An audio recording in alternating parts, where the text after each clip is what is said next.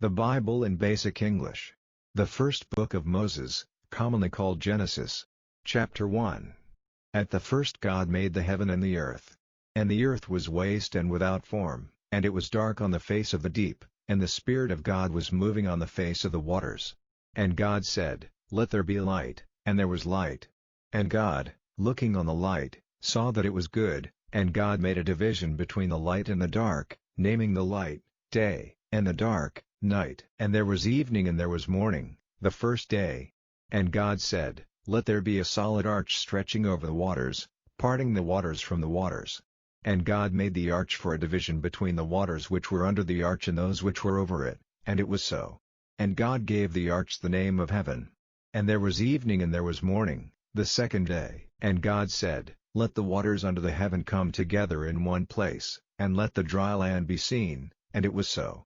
And God gave the dry land the name of earth, and the waters together in their place were named seas, and God saw that it was good.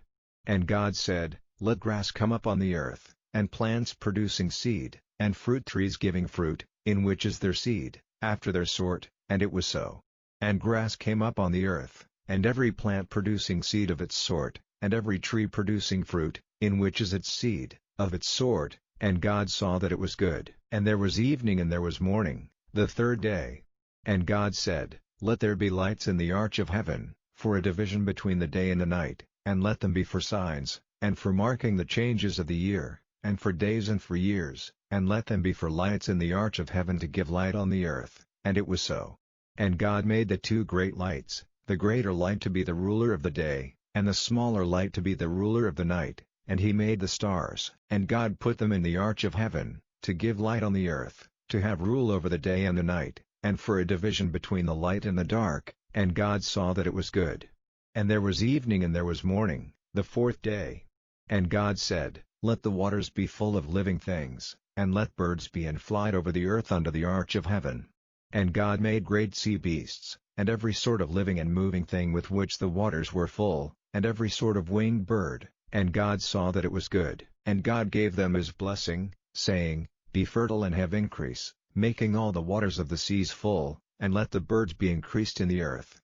And there was evening and there was morning, the fifth day. And God said, "Let the earth give birth to all sorts of living things, cattle and all things moving on the earth, and beasts of the earth after their sort," and it was so.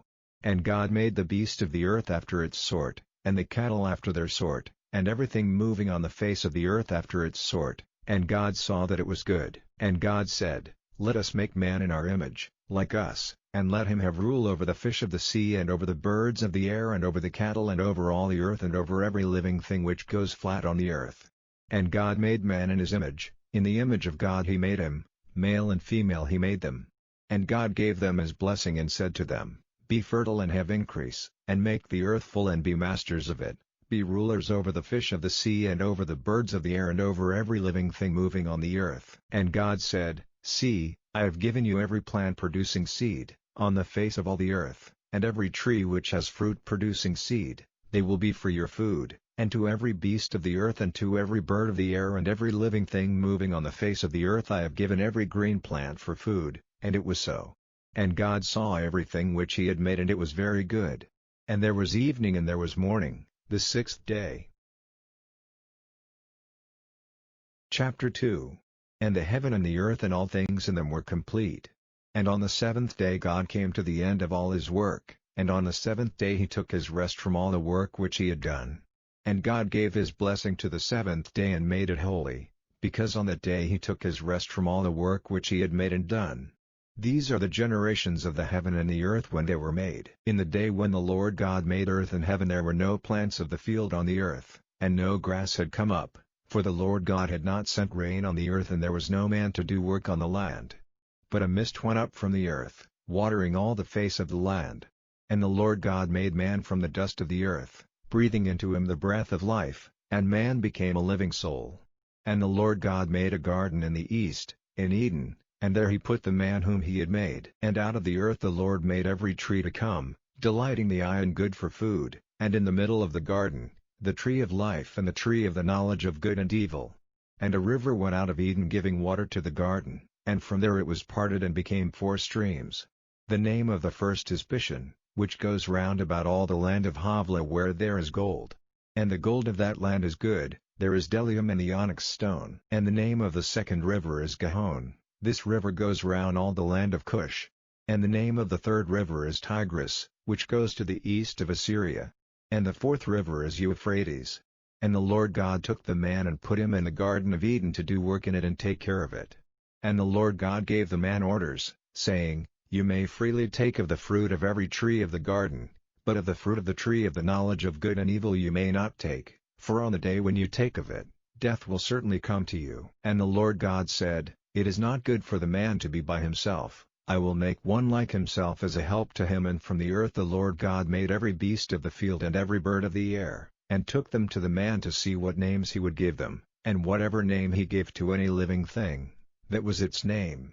And the man gave names to all cattle and to the birds of the air and to every beast of the field, but Adam had no one like himself as a help. And the Lord God sent a deep sleep on the man, and took one of the bones from his side while he was sleeping, joining up the flesh again in its place, and the bone which the Lord God had taken from the man he made into a woman, and took her to the man. And the man said, This is now bone of my bone and flesh of my flesh, let her name be woman because she was taken out of man. For this cause will a man go away from his father and his mother and be joined to his wife, and they will be one flesh. Chapter 3. Now the snake was wiser than any beast of the field which the Lord God had made. And he said to the woman, Has God truly said that you may not take of the fruit of any tree in the garden? And the woman said, We may take of the fruit of the trees in the garden, but of the fruit of the tree in the middle of the garden, God has said, If you take of it or put your hands on it, death will come to you. And the snake said, Death will not certainly come to you, for God sees that on the day when you take of its fruit, your eyes will be open, and you will be as gods, having knowledge of good and evil. And when the woman saw that the tree was good for food, and a delight to the eyes, and to be desired to make one wise, she took of its fruit, and gave it to her husband. And their eyes were open and they were conscious that they had no clothing, and they made themselves coats of leaves stitched together. And there came to them the sound of the Lord God walking in the garden in the evening wind, and the man and his wife went to a secret place among the trees of the garden, away from the eyes of the Lord God. And the voice of the Lord God came to the man, saying, Where are you? And he said, Hearing your voice in the garden I was full of fear, because I was without clothing, and I kept myself from your eyes. And he said, Who gave you the knowledge that you were without clothing? Have you taken of the fruit of the tree which I said you were not to take? And the man said, The woman whom you gave to be with me, she gave me the fruit of the tree and I took it. And the Lord God said to the woman, What have you done? And the woman said, I was tricked by the deceit of the snake and I took it. And the Lord God said to the snake, Because you have done this you are cursed more than all cattle and every beast of the field, you will go flat on the earth, and dust will be your food all the days of your life, and there will be war between you and the woman and between your seed and her seed, by him will your head be crushed and by you his foot will be wounded. To the woman he said, Great will be your pain in childbirth, in sorrow will your children come to birth, still your desire will be for your husband, but he will be your master. And to Adam he said, Because you gave ear to the voice of your wife and took of the fruit of the tree which I said you were not to take, the earth is cursed on your account, in pain you will get your food from it all your life. Thorns and waste plants will come up, and the plants of the field will be your food, with the hard work of your hands you will get your bread till you go back to the earth from which you were taken, for dust you are and to the dust you will go back. And the man gave his wife the name of Eve because she was the mother of all who have life. And the Lord God made for Adam and for his wife coats of skins for their clothing. And the Lord God said, Now the man has become like one of us, having knowledge of good and evil, and now if he puts out his hand and takes of the fruit of the tree of life, he will go on living forever. So the Lord God sent him out of the Garden of Eden to be a worker on the earth from which he was taken. So he sent the man out, and at the east of the Garden of Eden he put winged ones and a flaming sword turning every way to keep the way to the tree of life. Chapter 4. And the man had connection with Eve his wife, and she became with child and gave birth to Cain, and said, I have got a man from the Lord. Then again she became with child and gave birth to Abel, his brother. And Abel was a keeper of sheep, but Cain was a farmer. And after a time, Cain gave to the Lord an offering of the fruits of the earth. And Abel gave an offering of the young lambs of his flock and of their fat, and the Lord was pleased with Abel's offering, but in Cain and his offering he had no pleasure. And Cain was angry and his face became sad. And the Lord said to Cain, "Why are you angry? And why is your face sad? If you do well, will you not have honor? And if you do wrong, sin is waiting at the door, desiring to have you, but do not let it be your master." And Cain said to his brother, "Let us go into the field." And when they were in the field, Cain made an attack on his brother Abel and put him to death. And the Lord said to Cain, "Where's your brother Abel?" And he said, "I have no idea, am I my brother's keeper?" And he said, "What have you done? The voice of your brother's blood is crying to me from the earth. And now you are cursed from the earth, whose mouth is open to take your brother's blood from your hand. No longer will the earth give you her fruit as the reward of your work, you will be a wanderer in flight over the earth." And Cain said, "My punishment is greater than my strength.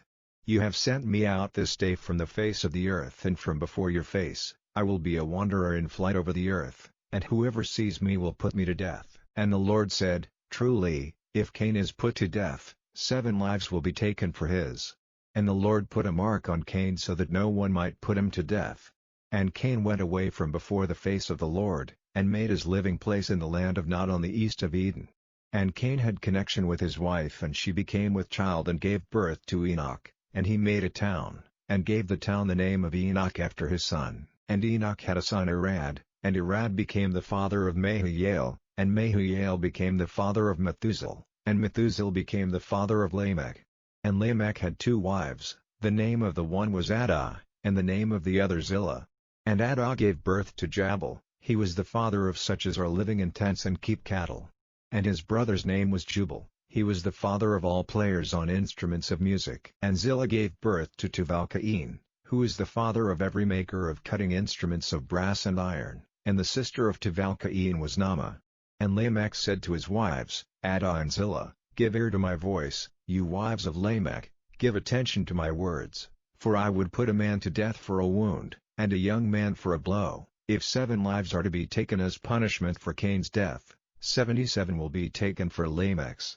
And Adam had connection with his wife again, and she gave birth to a son to whom she gave the name of Seth, for she said, "God has given me another seed in place of Abel, whom Cain put to death." And Seth had a son, and he gave him the name of Enosh. At this time men first made use of the name of the Lord in worship. Chapter 5. This is the book of the generations of Adam. In the day when God made man, he made him in the image of God, male and female he made them, naming them man, and giving them his blessing on the day when they were made.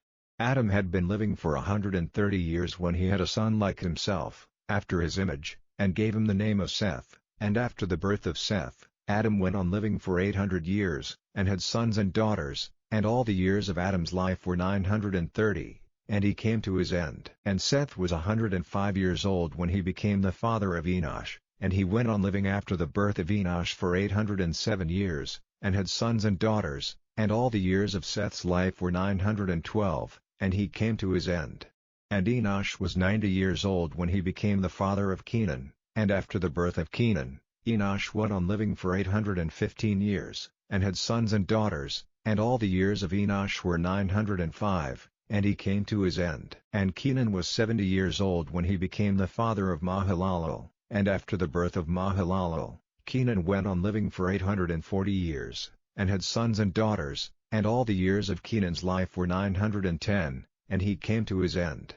And Mahalalel was 65 years old when he became the father of Jared, and after the birth of Jared, Mahalalel went on living for 830 years, and had sons and daughters, and all the years of Mahalalel's life were 895, and he came to his end. And Jared was 162 years old when he became the father of Enoch, and Jared went on living after the birth of Enoch for 800 years, and had sons and daughters, and all the years of Jared's life were 962, and he came to his end.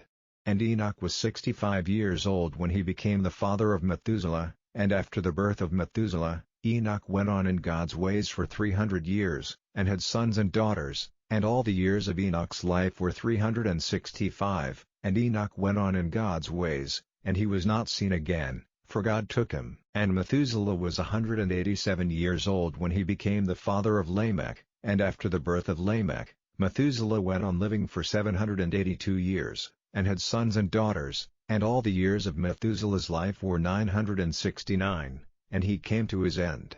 And Lamech was 182 years old when he had a son, and he gave him the name of Noah, saying, Truly, he will give us rest from our trouble and the hard work of our hands, because of the earth which was cursed by God. And after the birth of Noah, Lamech went on living for 595 years, and had sons and daughters, and all the years of Lamech's life were 777, and he came to his end.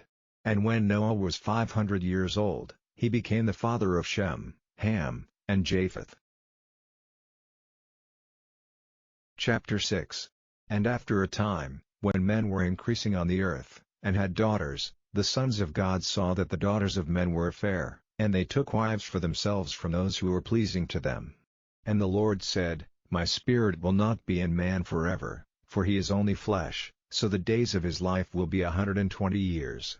There were men of great strength and size on the earth in those days, and after that, when the sons of God had connection with the daughters of men, they gave birth to children. These were the great men of old days, the men of great name. And the Lord saw that the sin of man was great on the earth, and that all the thoughts of his heart were evil. And the Lord had sorrow because he had made man on the earth, and grief was in his heart. And the Lord said, I will take away man, whom I have made, from the face of the earth, even man and beast and that which goes on the earth and every bird of the air, for I have sorrow for having made them. But Noah had grace in the eyes of God. These are the generations of Noah. Noah was an upright man and without sin in his generation, he went in the ways of God. And Noah had 3 sons, Shem, Ham, and Japheth. And the earth was evil in God's eyes and full of violent ways. And God, looking on the earth, saw that it was evil, for the way of all flesh had become evil on the earth. And God said to Noah, The end of all flesh has come, the earth is full of their violent doings, and now I will put an end to them with the earth. Make for yourself an ark of gopher wood with rooms in it, and make it safe from the water inside and out. And this is the way you are to make it. It is to be 300 cubits long, 50 cubits wide, and 30 cubits high. You are to put a window in the ark, a cubit from the roof, and a door in the side of it, and you are to make it with a lower and second and third floors. For truly, I will send a great flow of waters over the earth, for the destruction from under the heaven of all flesh in which is the breath of life. Everything on the earth will come to an end, but with you I will make an agreement, and you will come into the ark, you and your sons and your wife and your sons' wives with you. And you will take with you into the ark 2 of every sort of living thing, and keep them safe with you, they will be male and female. 2 of every sort of bird and cattle and of every sort of living thing which goes on the earth will you take with you to keep them from destruction. And make a store of every sort of food for yourself and them. Chapter 7. And the Lord said to Noah, Take all your family and go into the ark, for you only in this generation have I seen to be upright. Of every clean beast you will take 7 males and 7 females, and of the beasts which are not clean, 2, the male and his female, and of the birds of the air, 7 males and 7 females, so that their seed may still be living on the face of the earth. For after 7 days I will send rain on the earth for 40 days and 40 nights, for the destruction of every living thing which I have made on the face of the earth. And Noah did everything which the Lord said he was to do. And Noah was 600 years old when the waters came flowing over all the earth. And Noah, with his sons and his wife and his sons' wives, went into the ark because of the flowing of the waters. Of clean beasts, and of beasts which are not clean, and of birds, and of everything which goes on the earth, in twos, male and female, they went into the ark with Noah, as God had said. And after the 7 days, the waters came over all the earth. In the 600th year of Noah's life, in the 2nd month, on the 17th day of the month, all the fountains of the great deep came bursting through, and the windows of heaven were open, and rain came down on the earth for 40 days and 40 nights. On the same day Noah, with Shem, Ham, and Japheth, his sons, and his wife and his sons' wives, went into the ark, and with them, every sort of beast and cattle, and every sort of thing which goes on the earth, and every sort of bird. They went with Noah into the ark, 2 and 2 of all flesh in which is the breath of life, male and female of all flesh went in, as God had said, and the ark was shut by the Lord. And for 40 days the waters were over all the earth, and the waters were increased so that the ark was lifted up high over the earth. And the waters overcame everything and were increased greatly on the earth, and the ark was resting on the face of the waters. And the waters overcame everything on the earth, and all the mountains under heaven were covered. The waters went 15 cubits higher, till all the mountains were covered. And destruction came on every living thing moving on the earth, birds and cattle and beasts and everything which went on the earth, and every man. Everything on the dry land, in which was the breath of life, came to its end. Every living thing on the face of all the earth, man and cattle and things moving on the face of the earth, and birds of the air, came to destruction. Only Noah and those who were with him in the ark, were kept from death. Chapter 8.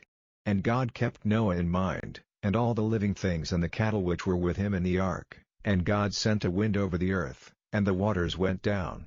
And the fountains of the deep and the windows of heaven were shut, and the rain from heaven was stopped. And the waters went slowly back from the earth, and at the end of 150 days the waters were lower. And on the 17th day of the 7th month the ark came to rest on the mountains of Ararat. And still the waters went on falling, till on the 1st day of the 10th month the tops of the mountains were seen. Then, after 40 days, through the open window of the ark which he had made, Noah sent out a raven, which went this way and that till the waters were gone from the earth. And he sent out a dove, to see if the waters had gone from the face of the earth, but the dove saw no resting place for her foot, and came back to the ark, for the waters were still over all the earth, and he put out his hand, and took her into the ark. And after waiting another 7 days, he sent the dove out again, and the dove came back at evening, and in her mouth was an olive leaf broken off, so Noah was certain that the waters had gone down on the earth. And after 7 days more, he sent the dove out again, but she did not come back to him. And in the 601st year, on the 1st day of the 1st month, the waters were dry on the earth, and Noah took the cover off the ark and saw that the face of the earth was dry. And on the 27th day of the 2nd month the earth was dry. And God said to Noah, "Go out of the ark, you and your wife and your sons' wives. Take out with you every living thing which is with you, birds and cattle and everything which goes on the earth, so that they may have offspring and be fertile and be increased on the earth." And Noah went out with his sons and his wife and his sons' wives, and every beast and bird and every living thing of every sort which goes on the earth, went out of the ark. And Noah made an altar to the Lord, and from every clean beast and bird he made burnt offerings on the altar. And when the sweet smell came up to the Lord, he said in his heart, "I will not again put a curse on the earth because of man, for the thoughts of man's heart are evil from his earliest days. Never again will I send destruction on all living things as I have done. While the earth goes on, seed time and the getting in of the grain, cold and heat, summer and winter, day and night, will not come to an end." Chapter 9. And God gave his blessing to Noah and his sons, and said, "Be fertile, and have increase, and make the earth full. And the fear of you will be strong in every beast of the earth and every bird of the air, everything which goes on the land, and all the fishes of the sea, are given into your hands. Every living and moving thing will be food for you. I give them all to you as before I gave you all green things. But flesh with the lifeblood in it you may not take for food. And for your blood, which is your life, will I take payment, from every beast I will take it, and from every man will I take payment for the blood of his brother man. Whoever takes a man's life, by man will his life be taken, because God made man in his image. And now, be fertile and have increase, have offspring on the earth and become great in number." And God said to Noah and to his sons, "Truly, I will make my agreement with you and with your seed after you, and with every living thing with you, all birds and cattle and every beast of the earth which comes out of the ark with you. And I will make my agreement with you, never again will all flesh be cut off by the waters, never again will the waters come over all the earth for its destruction." And God said, "This is the sign of the agreement which I make between me and you and every living thing with you. For all future generations, I will put my bow in the cloud and it will be for a sign of the agreement between me and the earth. And whenever I make a cloud come over the earth, the bow will be seen in the cloud, and I will keep in mind the agreement between me and you and every living thing, and never again will there be a great flow of waters causing destruction to all flesh. And the bow will be in the cloud, and looking on it, I will keep in mind the eternal agreement between God and every living thing on the earth. And God said to Noah, This is the sign of the agreement which I have made between me and all flesh on the earth. And the sons of Noah who went out of the ark were Shem, Ham, and Japheth, and Ham is the father of Canaan. These three were the sons of Noah, and from them all the earth was peopled. In those days Noah became a farmer, and he made a vine garden. And he took of the wine of it and was overcome by drink, and he was uncovered in his tent. And Ham, the father of Canaan, saw his father unclothed, and gave news of it to his two brothers outside. And Shem and Japheth took a robe, and putting it on their backs went in with their faces turned away, and put it over their father so that they might not see him unclothed. And, awaking from his wine, Noah saw what his youngest son had done to him, and he said, Cursed be Canaan, let him be a servant of servants to his brothers. And he said, Praise to the Lord, the God of Shem, let Canaan be his servant. May God make Japheth great, and let his living place be in the tents of Shem, and let Canaan be his servant. And Noah went on living 350 years after the great flow of waters. All the years of his life were 950, and he came to his end. Chapter 10. Now these are the generations of the sons of Noah, Shem, Ham, and Japheth. These are the sons which they had after the great flow of waters, the sons of Japheth, Gomer and Magog and Madai and Javan and Tubal and Meshech and Tiras. And the sons of Gomer, Ashkenaz and Riphath and Togarmah. And the sons of Javan, Elisha, and Tarshish, the Kittim and the Dadanim. From these came the nations of the sea lands, with their different families and languages. And the sons of Ham, Cush and Mizraim and Put and Canaan. And the sons of Cush, Seba and Habil and Sabta and Raamah and Sapteka. And the sons of Raamah, Sheba, and Dedan. And Cush was the father of Nimrod, who was the first of the great men of the earth. He was a very great bowman, so that there is a saying, like Nimrod, a very great bowman. And at the first, his kingdom was Babel and Erech and Akkad and Calneh, in the land of Shinar. From that land he went out into Assyria, building Nineveh with its wide streets and Calah, and Rezon between Nineveh and Calah, which is a very great town. And Mizraim was the father of the Ludim and Anamim and Lahabim and Naphtuhim, and Pathrusim and Casluhim and Captorim, from whom came the Philistines. And Canaan was the father of Zidon, who was his oldest son, and Heth, and the Jebusite and the Amorite and the Girgashite, and the Hivite and the Archite and the Sinite, and the Arvadite and the Zemarite and the Hamathite. After that the families of the Canaanites went far and wide in all directions, their country stretching from Zidon to Gaza, in the direction of Gerar, and to Lasha, in the direction of Sodom and Gomorrah and Admah and Zeboim. All these, with their different families, languages, lands, and nations, are the offspring of Ham. And Shem, the older brother of Japheth, the father of the children of Eber, had other sons in addition. These are the sons of Shem, Elam and Asshur and Arpachshad and Lud and Aram. And the sons of Aram, Uz and Hu and Gether and Mash. And Arpachshad became the father of Shelah, and Shelah became the father of Eber. And Eber had two sons, the name of the one was Peleg, because in his time the peoples of the earth became separate, and his brother's name was Joktan. And Joktan was the father of Almodad and Shalef and Hazarmaveth and Jerah and Hadoram and Duzel and Dekla and Obal and Abimael and Sheba and Ophir and Havilah and Jabab. All these were the sons of Joktan. And their country was from Asia, in the direction of Sephir, the mountain of the east. These, with their families and their languages and their lands and their nations, are the offspring of Shem. These are the families of the sons of Noah, in the order of their generations and their nations. From these came all the nations of the earth after the great flow of waters. Chapter 11. And all the earth had one language and one tongue. And it came about that in their wandering from the east, they came to a stretch of flat country in the land of Shinar, and there they made their living place. And they said one to another, Come, let us make bricks, burning them well. And they had bricks for stone, putting them together with sticky earth. And they said, Come, let us make a town, and a tower whose top will go up as high as heaven, and let us make a great name for ourselves, so that we may not be wanderers over the face of the earth.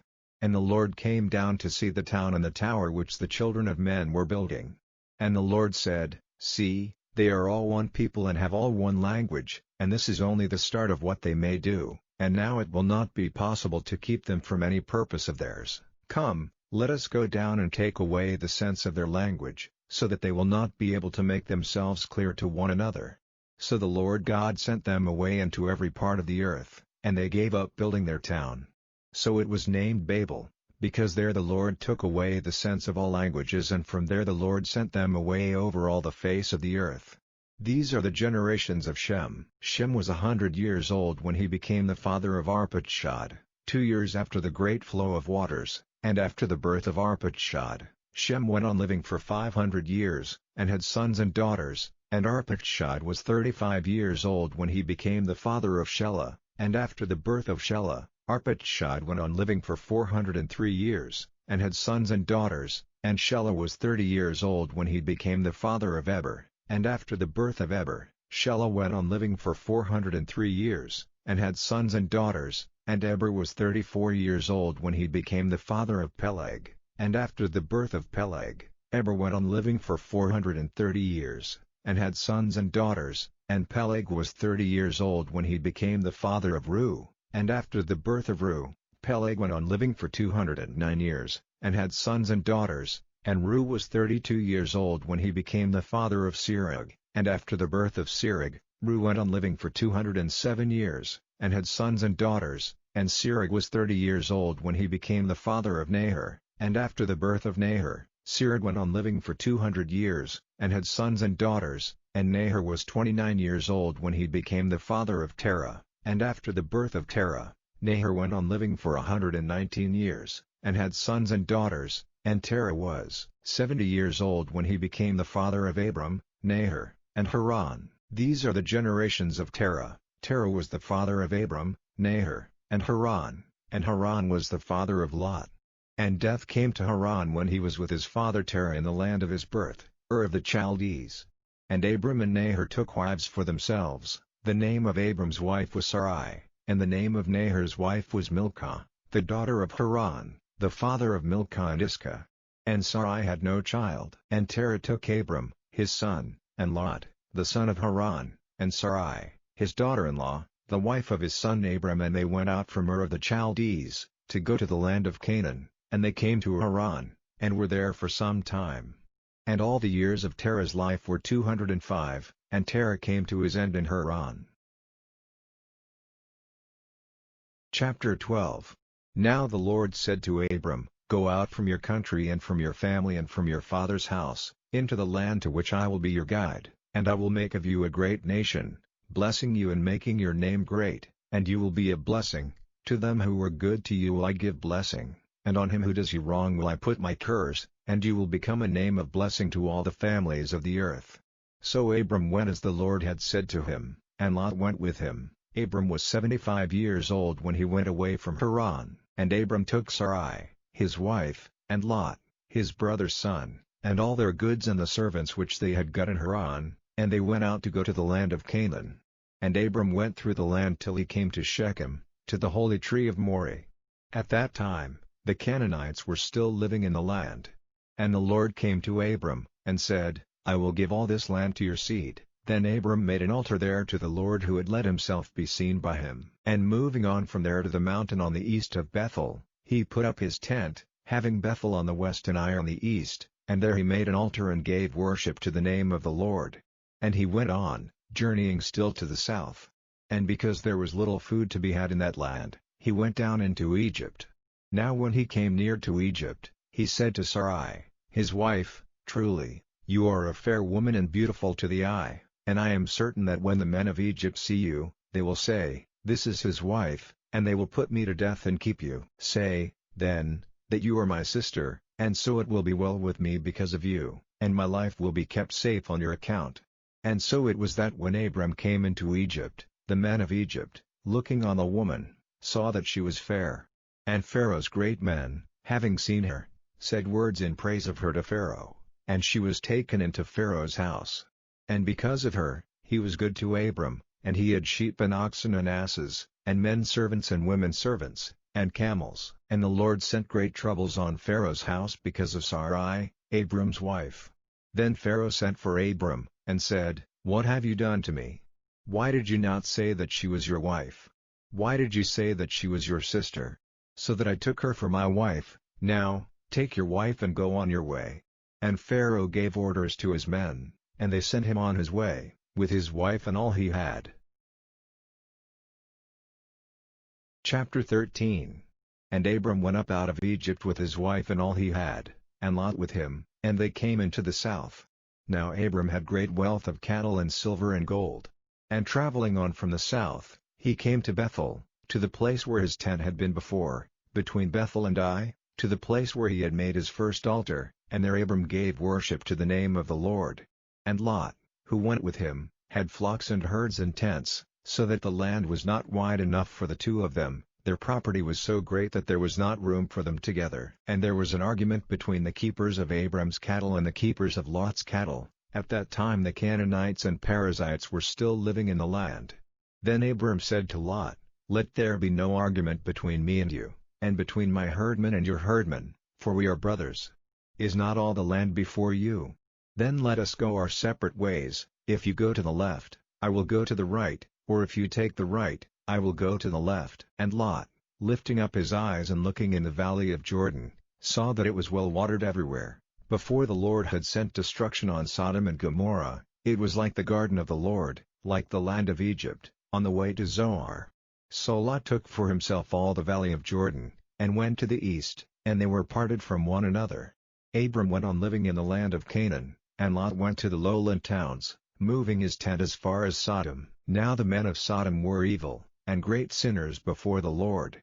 And the Lord had said to Abram, after Lot was parted from him, "From this place where you are take a look to the north and to the south, to the east and to the west, for all the land which ye see I will give to you and to your seed forever. And I will make your children like the dust of the earth, so that if the dust of the earth may be numbered, then will your children be numbered. Come, go through all the land from one end to the other, for I will give it to you." And Abram, moving his tent, came and made his living place by the holy tree of Mamre, which is in Hebron, and made an altar there to the Lord. Chapter 14. Now in the days of Amraphel, king of Shinar, Arioch, king of Elazar, Gedorlaomer, king of Elam, and Tidal, king of Goyim, they made war with Bera, king of Sodom, and with Bersha, king of Gomorrah, Shinab, king of Admah, and Shemeber, king of Zeboim, and the king of Bela, which is Zoar. All these came together in the valley of Siddim, which is the Salt Sea. For 12 years they were under the rule of Gedorlaomer, but in the 13th year they put off his control. And in the 14th year, Gedorlaomer and the kings who were on his side, overcame the Rephaim in Ashtaroth Karnaim, and the Zuzim in Ham, and the Emim in Shaveh Kiriathaim, and the Horites in their mountain Seir, driving them as far as El Paran, which is near the wasteland. Then they came back to En Mishpat, which is Kadesh, making waste all the country of the Amalekites and of the Amorites living in Hazazon Tamar. And the king of Sodom with the king of Gomorrah and the king of Admah and the king of Zeboim and the king of Bela, that is Zoar, went out, and put their forces in position in the valley of Siddim, against Gedorlaomer, king of Elam, and Tidal, king of Goyim, and Amraphel, king of Shinar, and Arioch, king of Elazar, 4 kings against the 5. Now the valley of Siddim was full of holes of sticky earth, and the kings of Sodom and Gomorrah were put to flight and came to their end there, but the rest got away to the mountain. And the 4 kings took all the goods and food from Sodom and Gomorrah and went on their way. And in addition they took Lot, Abram's brother's son, who was living in Sodom, and all his goods. And one who had got away from the fight came and gave word of it to Abram the Hebrew, who was living by the holy tree of Mamre, the Amorite, the brother of Eshcol and Aner, who were friends of Abram. And Abram, hearing that his brother's son had been made a prisoner, took a band of his trained men, 318 of them, sons of his house, and went after them as far as Dan. And separating his forces by night, he overcame them, putting them to flight and going after them as far as Hobah, which is on the north side of Damascus. And he got back all the goods, and Lot, his brother's son, with his goods and the women and the people. And when he was coming back after putting to flight Gedorlaomer and the other kings, he had a meeting with the king of Sodom in the valley of Shaveh, that is, the king's valley. And Melchizedek, king of Salem, the priest of the Most High God, took bread and wine, and blessing him, said, "May the blessing of the Most High God, maker of heaven and earth, be on Abram, and let the Most High God be praised, who has given into your hands those who are against you." Then Abram gave him a tenth of all the goods he had taken. And the king of Sodom said to Abram, "Give me the prisoners and take the goods for yourself." But Abram said to the king of Sodom, "I have taken an oath to the Lord, the Most High God, maker of heaven and earth, that I will not take so much as a thread or the cord of a shoe of yours, so that you may not say, 'I have given wealth to Abram.' Give me nothing but the food which the fighting men who went with me have had. But let Aner and Eshcol and Mamre have their part of the goods." Chapter 15. After these things, the word of the Lord came to Abram in a vision, saying, "Have no fear, Abram, I will keep you safe, and great will be your reward." And Abram said, "What will you give me? For I have no child, and this Eliezer of Damascus will have all my wealth after me." And Abram said, "You have given me no child, and a servant in my house will get the heritage." Then said the Lord, "This man will not get the heritage, but a son of your body will have your property after you." And he took him out into the open air, and said to him, "Let your eyes be lifted to heaven, and see if the stars may be numbered, even so will your seed be." And he had faith in the Lord, and it was put to his account as righteousness. And he said to him, "I am the Lord, who took you from Ur of the Chaldees, to give you this land for your heritage." And he said, "O Lord God, how may I be certain that it will be mine?" And he said, "Take a young cow of 3 years old, and a she-goat of 3 years old, and a sheep of 3 years old, and a dove and a young pigeon." All these he took, cutting them in two and putting one half opposite the other, but not cutting the birds in two. And evil birds came down on the bodies, but Abram sent them away. Now when the sun was going down, a deep sleep came on Abram, and a dark cloud of fear. And he said to Abram, "Truly, your seed will be living in a land which is not theirs, as servants to a people who will be cruel to them for 400 years, but I will be the judge of that nation whose servants they are, and they will come out from among them with great wealth. As for you, you will go to your fathers in peace, at the end of a long life you will be put in your last resting place. And in the 4th generation they will come back here, for at present the sin of the Amorite is not full." Then when the sun went down and it was dark, he saw a smoking fire and a flaming light which went between the parts of the bodies. In that day the Lord made an agreement with Abram, and said, "To your seed have I given this land from the river of Egypt to the great river, the river Euphrates, the Kenite, the Kentzite, and the Cadmonite, and the Hittite, and the Perizzite, and the Rephaim, and the Amorite, and the Canaanite, and the Girgashite, and the Jebusite." Chapter 16. Now Sarai, Abram's wife, had given him no children, and she had a servant, a woman of Egypt whose name was Hagar.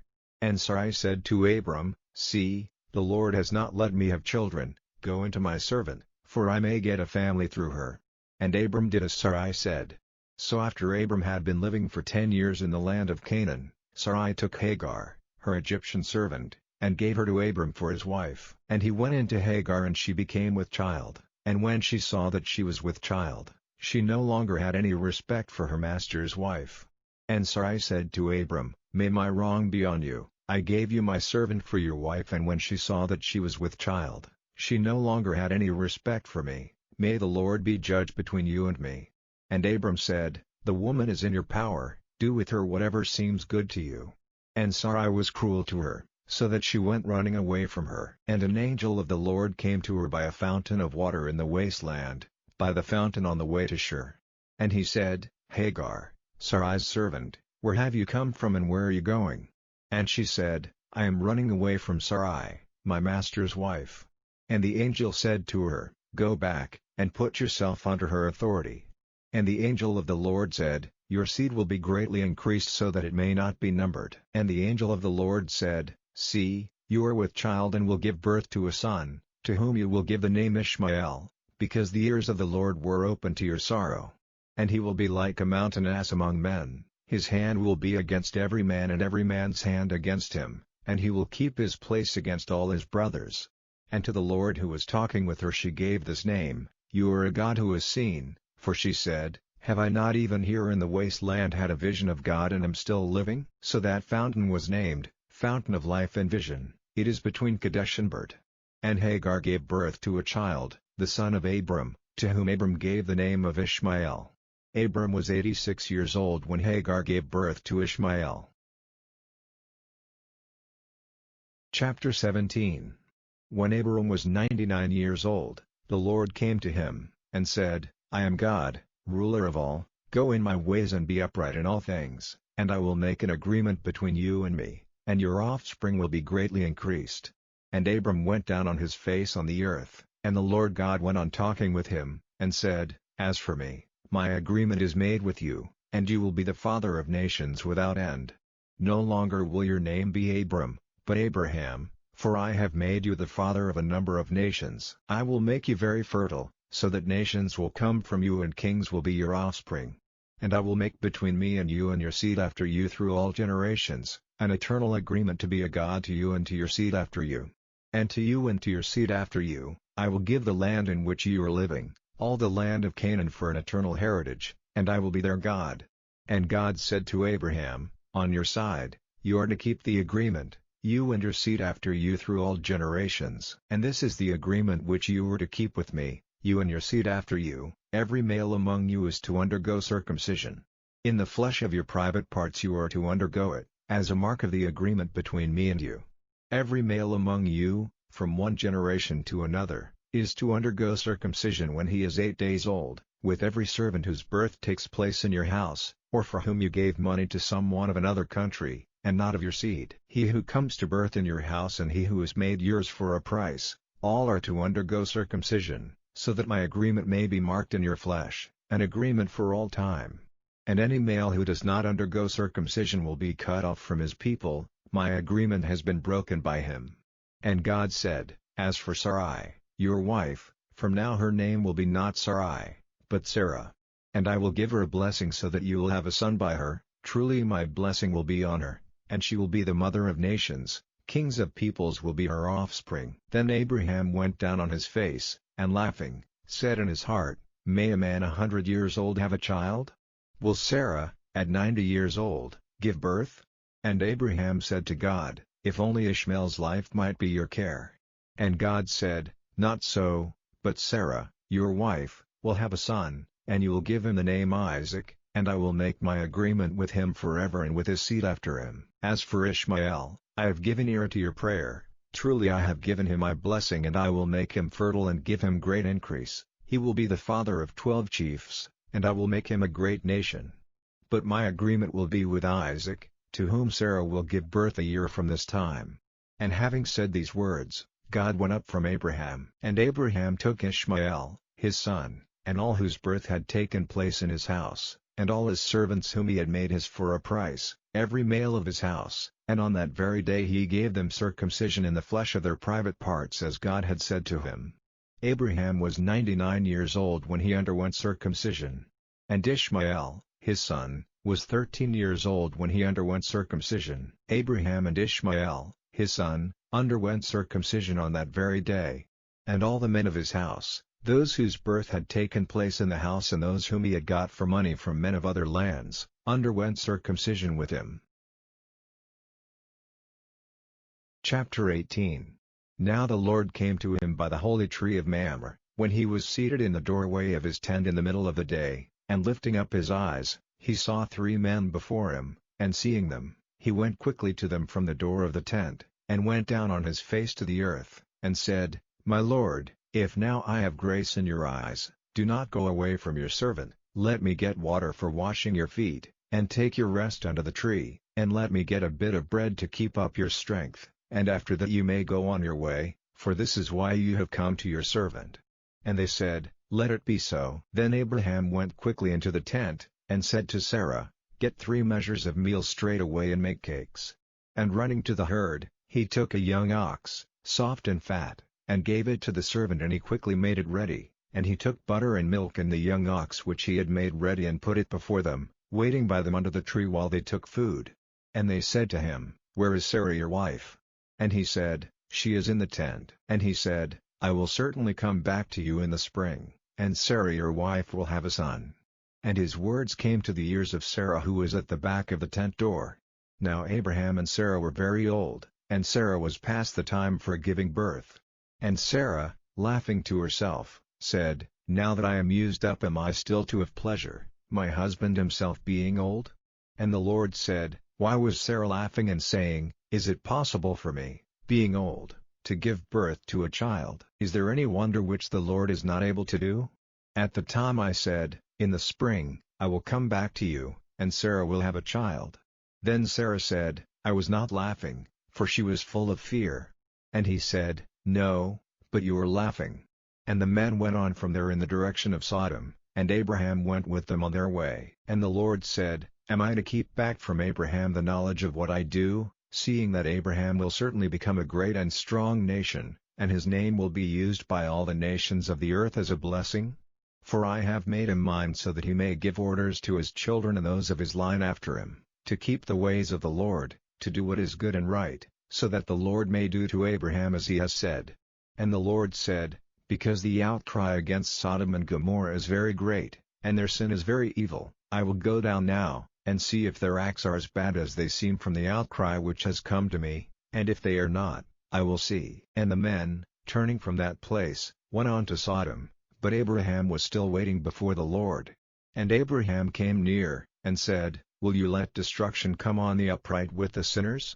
If by chance there are 50 upright men in the town, will you give the place to destruction and not have mercy on it because of the 50 upright men? Let such a thing be far from you, to put the upright to death with the sinner. Will not the judge of all the earth do right? And the Lord said, If there are 50 upright men in the town, I will have mercy on it because of them. And Abraham answering said, Truly, I who am only dust, have undertaken to put my thoughts before the Lord. If by chance there are 5 less than 50 upright men, will you give up all the town to destruction because of these 5? And he said, I will not give it to destruction if there are 45. And again he said to him, By chance there may be 40 there. And he said, I will not do it if there are 40. And he said, Let not the Lord be angry with me if I say, What if there are 30 there? And he said, I will not do it if there are 30. And he said, See now, I have undertaken to put my thoughts before the Lord, what if there are 20 there? And he said, I will have mercy because of the 20. And he said, Oh, let not the Lord be angry, and I will say only one word more, by chance there may be 10 there. And he said, I will have mercy because of the 10. And the Lord went on his way when his talk with Abraham was ended, and Abraham went back to his place. Chapter 19. And at nightfall the 2 angels came to Sodom, and Lot was seated at the way into the town, and when he saw them he got up and came before them, falling down on his face to the earth. And he said, My masters, come now into your servant's house and take your rest there for the night, and let your feet be washed, and early in the morning you may go on your way. And they said, Not so, but we will take our night's rest in the street. But he made his request more strongly, so they went with him into his house, and he got food ready for them, and made unleavened bread, of which they took. But before they had gone to bed, the men of the town, all the men of Sodom, came round the house, young and old, from every part of the town, and crying out to Lot, they said, Where are the men who came to your house this night? Send them out to us, so that we may take our pleasure with them. And Lot went out to them in the doorway, shutting the door after him. And he said, My brothers, do not this evil. See now, I have 2 unmarried daughters. I will send them out to you so that you may do to them whatever seems good to you. Only do nothing to these men, for this is why they have come under the shade of my roof. And they said, Give way there. This one man, they said, came here from a strange country, and will he now be our judge? Now we will do worse to you than to them. And pushing violently against Lot, they came near to get the door broken in. But the men put out their hands and took Lot into the house to them, shutting the door again. But the men who were outside the door they made blind, all of them, small and great, so that they were tired out with looking for the door. Then the men said to Lot, Are there any others of your family here, sons-in-law or sons or daughters? Take them all out of this place, for we are about to send destruction on this place, because a great outcry against them has come to the ears of the Lord, and the Lord has sent us to put an end to the town. And Lot went out and said to his sons-in-law, who were married to his daughters, Come, let us go out of this place, for the Lord is about to send destruction on the town. But his sons-in-law did not take him seriously. And when morning came, the angels did all in their power to make Lot go, saying, "Get up quickly and take your wife and your 2 daughters who are here, and go, for fear that you come to destruction in the punishment of the town." But while he was waiting, the men took him and his wife and his daughters by the hand, for the Lord had mercy on them, and put them outside the town. And when they had put them out, he said, "Go for your life, without looking back or waiting in the lowland, go quickly to the mountain or you will come to destruction." And Lot said to them, "Not so, O my Lord, see now, your servant has had grace in your eyes and great is your mercy in keeping my life from destruction, but I am not able to get as far as the mountain before evil overtakes me and death. This town, now, is near, and it is a little one. Oh, let me go there, is it not a little one? So that my life may be safe." And he said, "See, I have given you your request in this one thing more, I will not send destruction on this town. Go there quickly, for I am not able to do anything till you have come there." For this reason, the town was named Zoar. The sun was up when Lot came to Zoar. Then the Lord sent fire and flaming smoke raining down from heaven on Sodom and Gomorrah. And he sent destruction on those towns, with all the lowland and all the people of those towns and every green thing in the land. But Lot's wife, looking back, became a pillar of salt. And Abraham got up early in the morning and went to the place where he had been talking with the Lord, and looking in the direction of Sodom and Gomorrah and the lowland, he saw the smoke of the land going up like the smoke of an oven. So it came about that when God sent destruction on the towns of the lowland, he kept his word to Abraham, and sent Lot safely away when he put an end to the towns where he was living. Then Lot went up out of Zoar to the mountain, and was living there with his 2 daughters, for fear kept him from living in Zoar, and he and his daughters made their living place in a hole in the rock. And the older daughter said to her sister, "Our father is old, and there is no man to be a husband to us in the natural way. Come, let us give our father much wine, and we will go into his bed, so that we may have offspring by our father." And that night they made their father take much wine, and the older daughter went into his bed, and he had no knowledge of when she went in or when she went away. And on the day after, the older daughter said to the younger, "Last night I was with my father, let us make him take much wine this night again, and do you go to him, so that we may have offspring by our father." And that night again they made their father take much wine, and the younger daughter went into his bed, and he had no knowledge of when she went in or when she went away. And so the 2 daughters of Lot were with child by their father. And the older daughter had a son, and she gave him the name Moab, he is the father of the Moabites to this day. And the younger had a son and gave him the name Ben-Ammi, from him come the children of Ammon to this day. Chapter 20. And Abraham went on his way from there to the land of the south, and was living between Kadesh and Shur, in Gerar. And Abraham said of Sarah, his wife, "She is my sister," and Abimelech, king of Gerar, sent and took Sarah. But God came to Abimelech in a dream in the night, and said to him, "Truly you are a dead man because of the woman whom you have taken, for she is a man's wife." Now Abimelech had not come near her, and he said, "Lord, will you put to death an upright nation?" Did he not say to me himself, "She is my sister"? And she herself said, "He is my brother, with an upright heart and clean hands have I done this." And God said to him in the dream, "I see that you have done this with an upright heart, and I have kept you from sinning against me, for this reason I did not let you come near her. So now, give the man back his wife, for he is a prophet, and let him say a prayer for you, so your life may be safe, but if you do not give her back, be certain that death will come to you and all your house." So Abimelech got up early in the morning and sent for all his servants and gave them word of these things, and they were full of fear. Then Abimelech sent for Abraham, and said, "What have you done to us? What wrong have I done you that you have put on me and on my kingdom so great a sin? You have done to me things which are not to be done." And Abimelech said to Abraham, "Why did you do this thing?" And Abraham said, "Because it seemed to me that there was no fear of God in this place, and that they might put me to death because of my wife.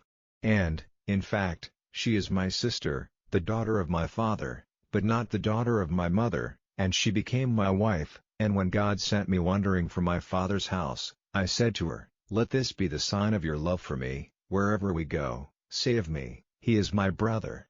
Then Abimelech gave to Abraham sheep and oxen and men servants and women servants, and gave him back his wife Sarah. And Abimelech said, "See, all my land is before you, take whatever place seems good to you."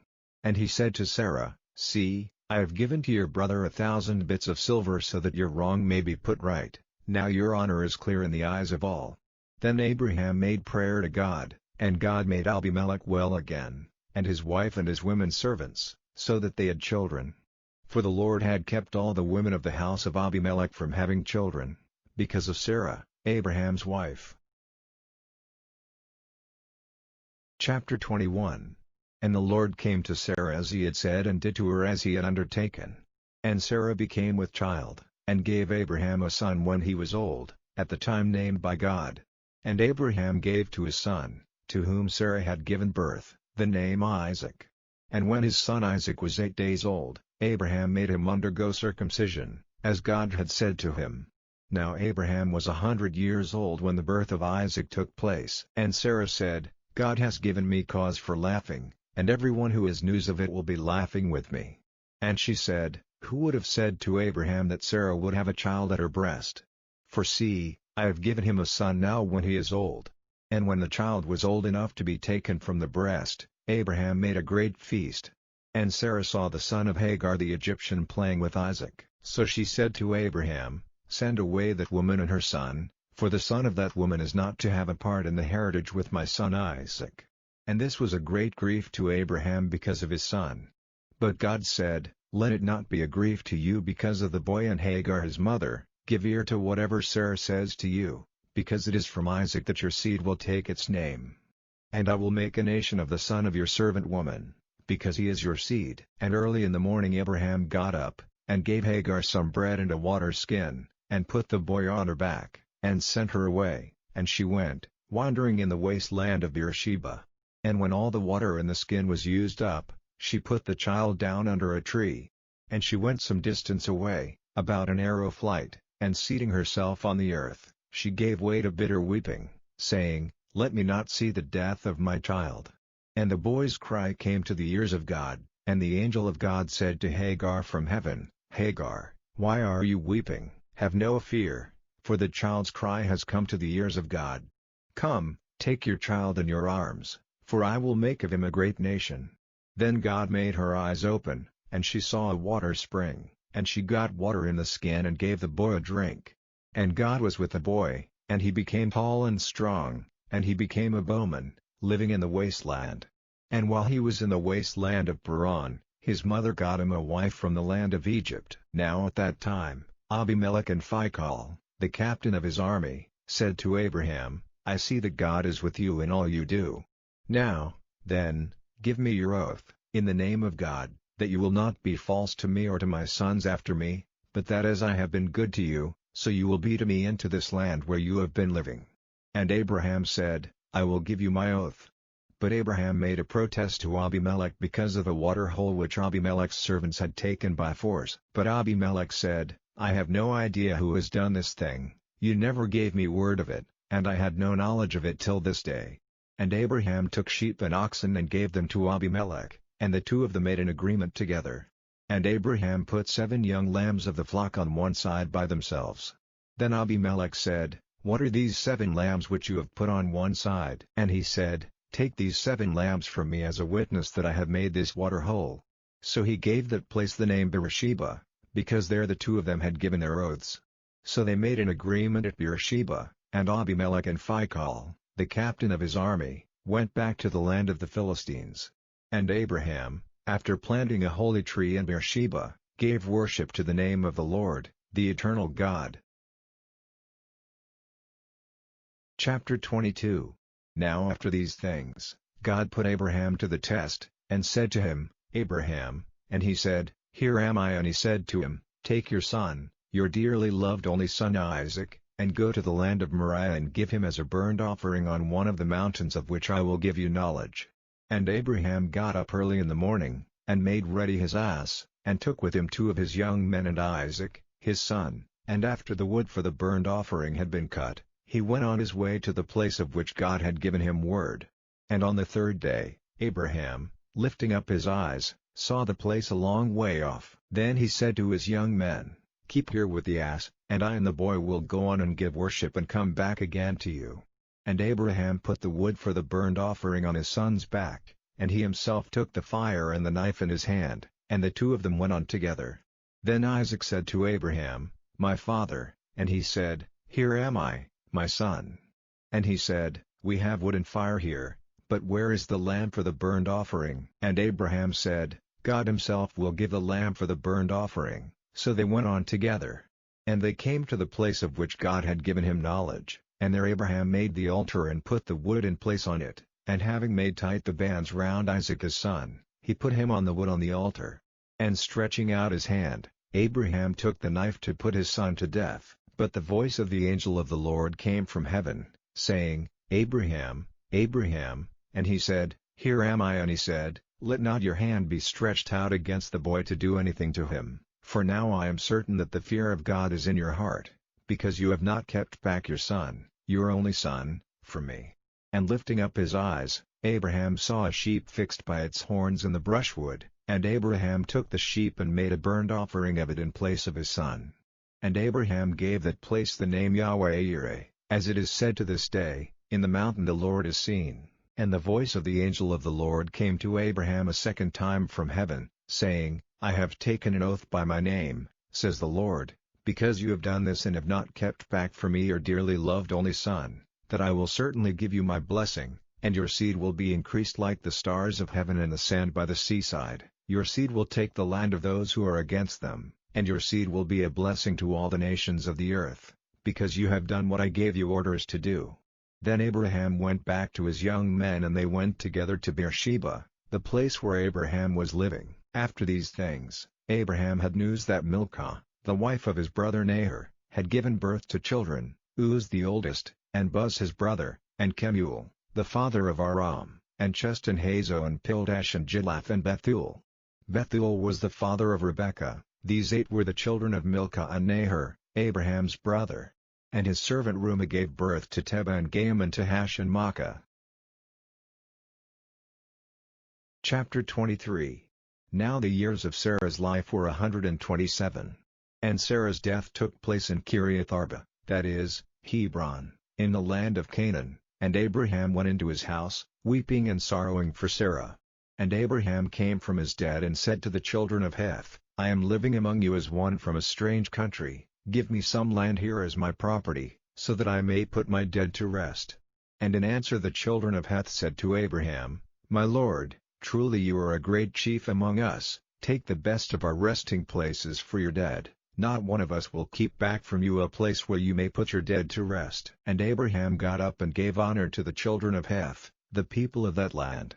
And he said to them, "If you will let me put my dead to rest here, make a request for me to Ephron, the son of Zohar, that he will give me the hollow in the rock named Mishpelah, which is his property at the end of his field. Let him give it to me for its full price as a resting place for my dead among you."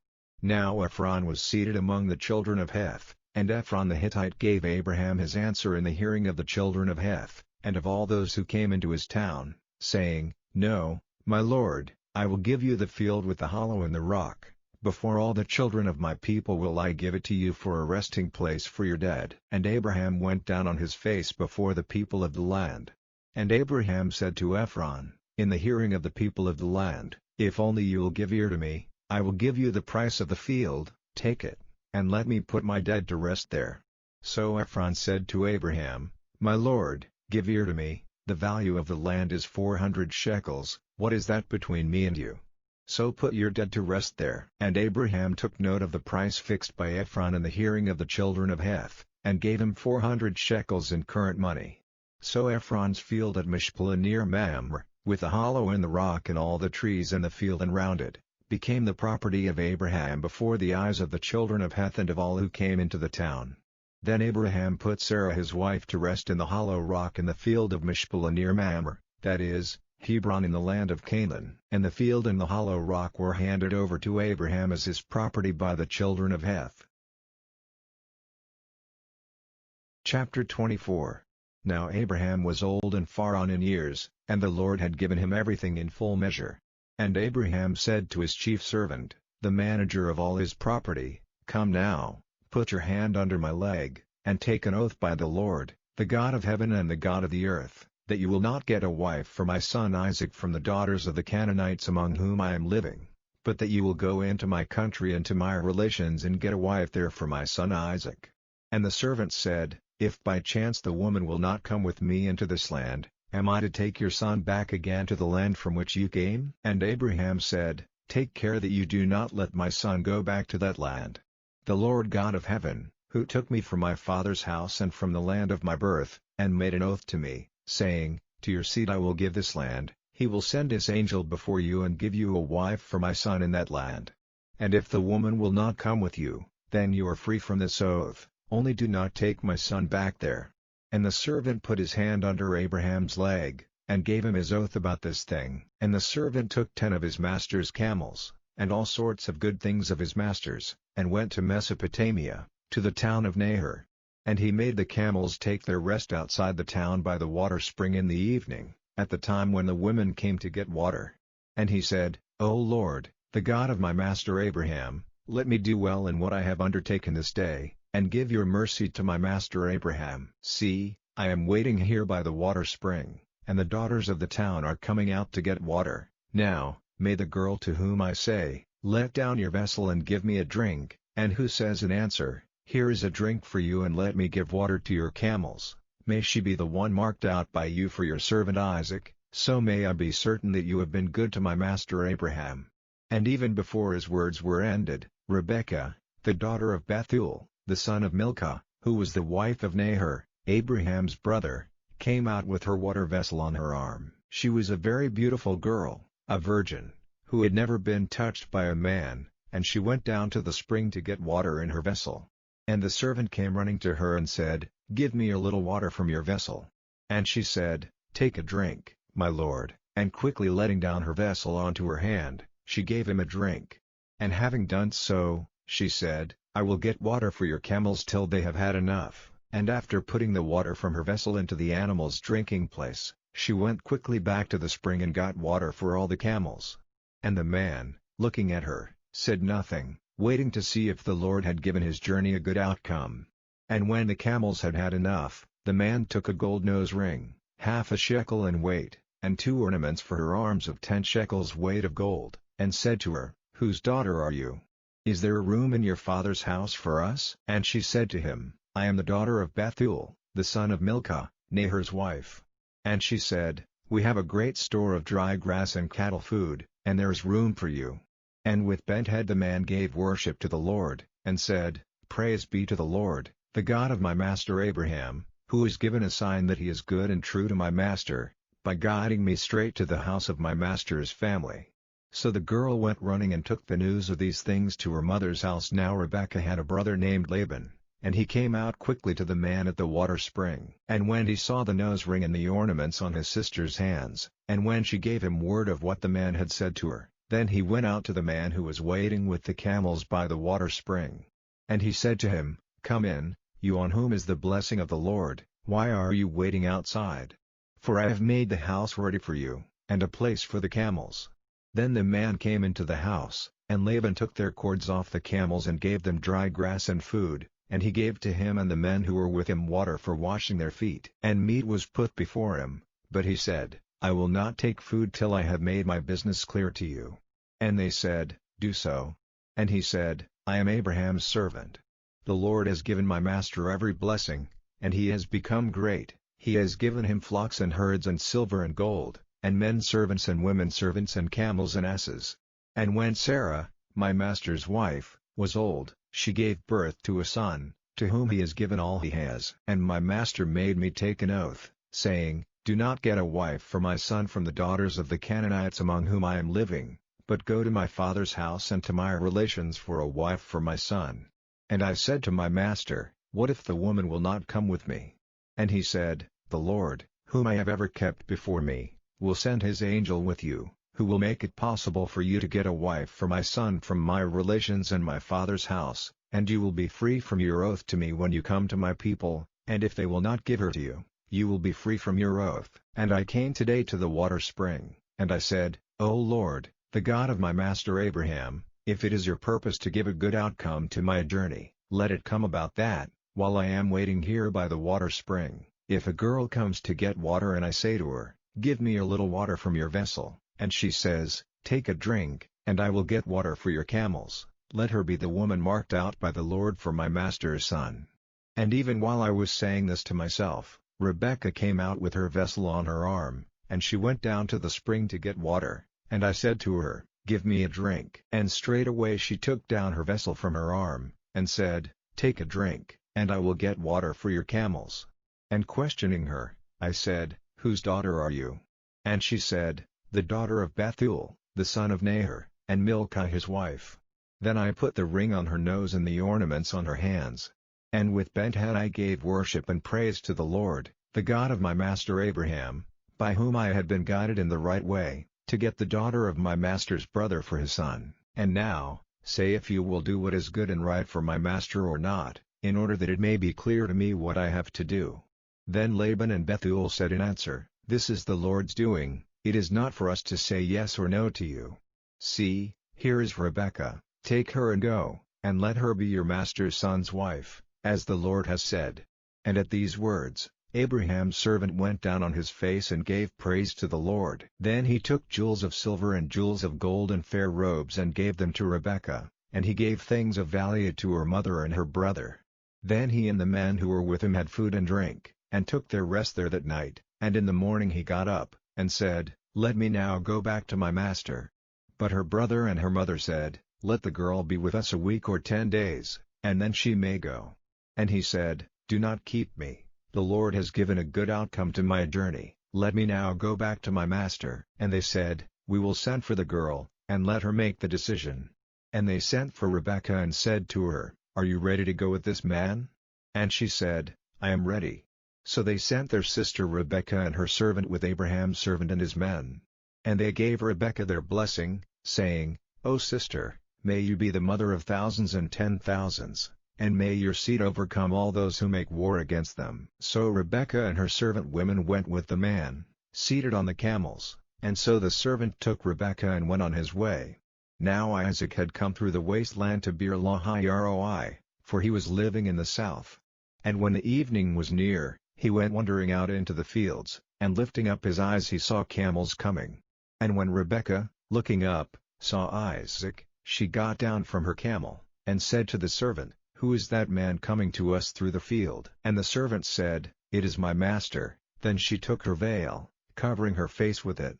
Then the servant gave Isaac the story of all he had done.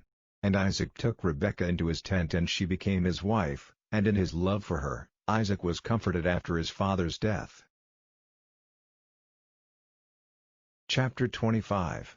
And Abraham took another wife named Keturah. She became the mother of Zimran and Jokshan and Madon and Midian and Ishbak and Shua. And Jokshan became the father of Sheba and Dedan. And from Dedan came the Ashurim and Letushim and Lumim. And from Midian came Ephah and Epher and Hanok and Abida and Eldah. All these were the offspring of Keturah. Now Abraham gave all his property to Isaac, but to the sons of his other women he gave offerings, and sent them away, while he was still living, into the east country.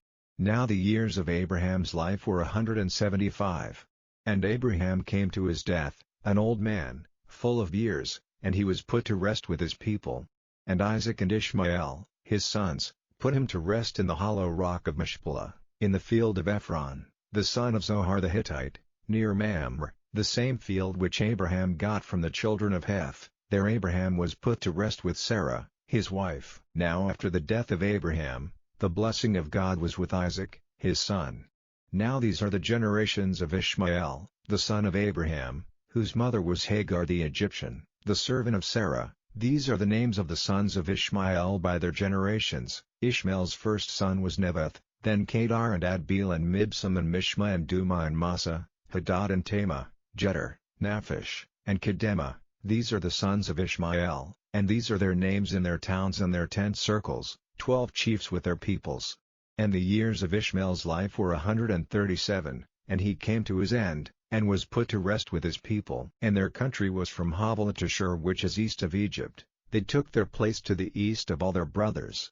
Now these are the generations of Abraham's son Isaac. Isaac was 40 years old when he took Rebekah, the daughter of Bethuel the Aramean of Paddan Aram, and the sister of Laban the Aramean, to be his wife.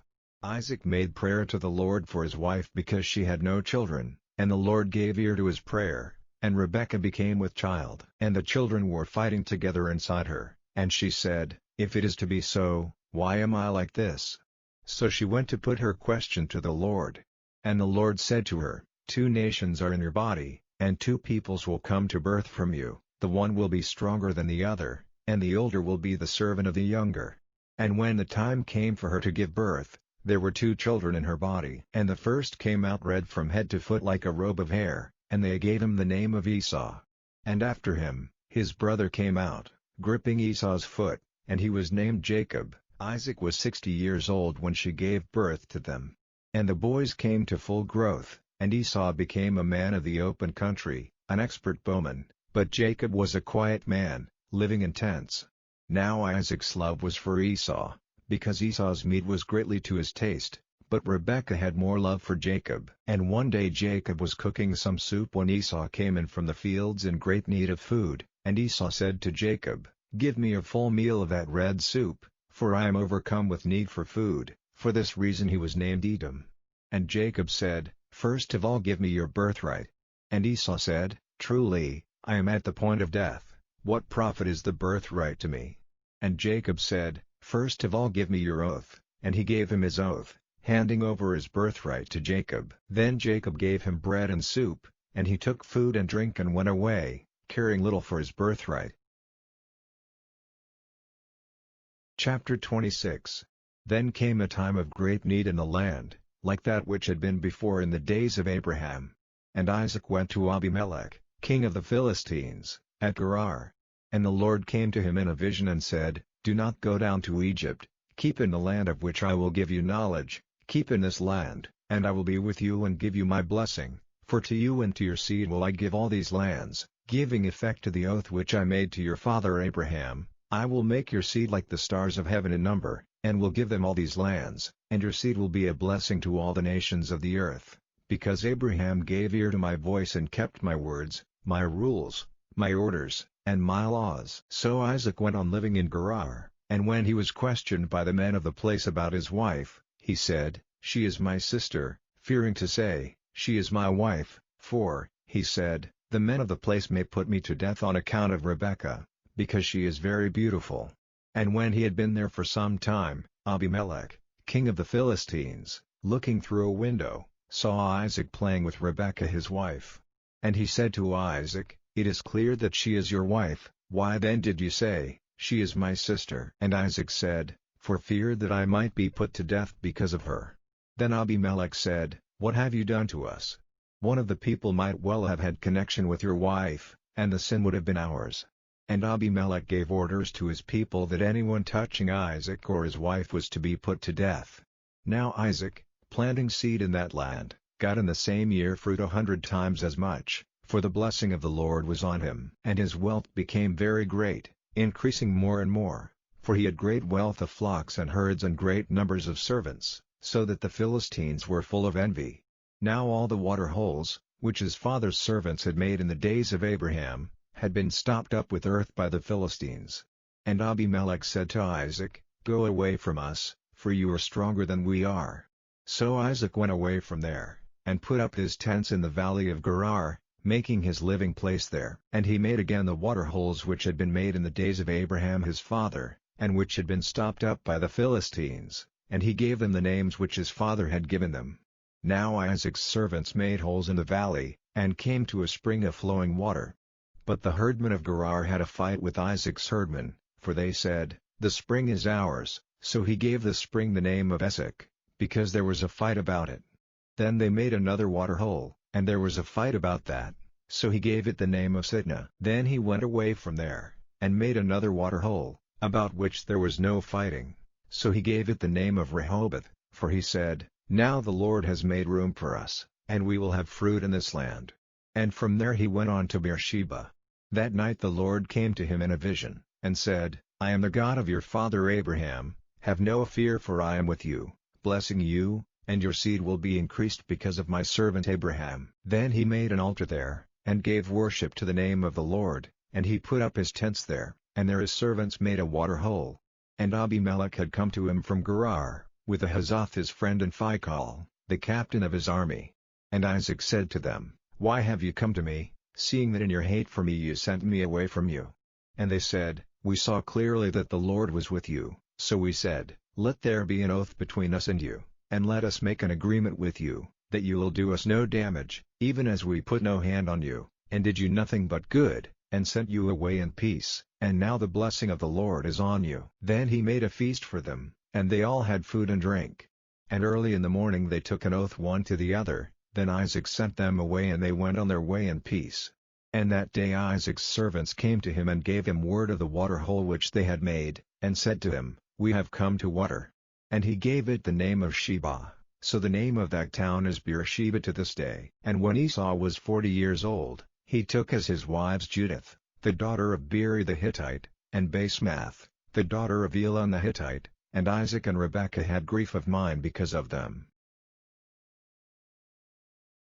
Chapter 27. Now when Isaac was old and his eyes had become clouded so that he was not able to see, he sent for Esau, his first son, and said to him, "My son," and he said, "Here am I," and he said, "See now, I am old, and my death may take place at any time, so take your arrows and your bow and go out to the field and get meat for me, and make me food, good to the taste, such as is pleasing to me, and put it before me, so that I may have a meal and give you my blessing before death comes to me." Now Isaac's words to his son were said in Rebekah's hearing. Then Esau went out to get the meat. And Rebekah said to Jacob, her son, "Your father said to your brother Esau in my hearing, 'Go and get some roast meat and make me a good meal, so that I may be full, and give you my blessing before the Lord before my death.' Now, my son, do what I say. Go to the flock and get me 2 fat young goats, and I will make of them a meal to your father's taste, and you will take it to him, so that he may have a good meal and give you his blessing before his death." And Jacob said to Rebekah, his mother, "But Esau my brother is covered with hair, while I am smooth. If by chance my father puts his hand on me, it will seem to him that I am tricking him, and he will put a curse on me in place of a blessing." And his mother said, "Let the curse be on me, my son, only do as I say, and go and get them for me." So he went and got them and took them to his mother, and she made a meal to his father's taste. And Rebekah took the fair robes of her oldest son, which were with her in the house, and put them on Jacob, her younger son, and she put the skins of the young goats on his hands and on the smooth part of his neck, and she gave into the hand of Jacob, her son, the meat and the bread which she had made ready. And he came to his father, and said, "My father," and he said, "Here am I, who are you, my son?"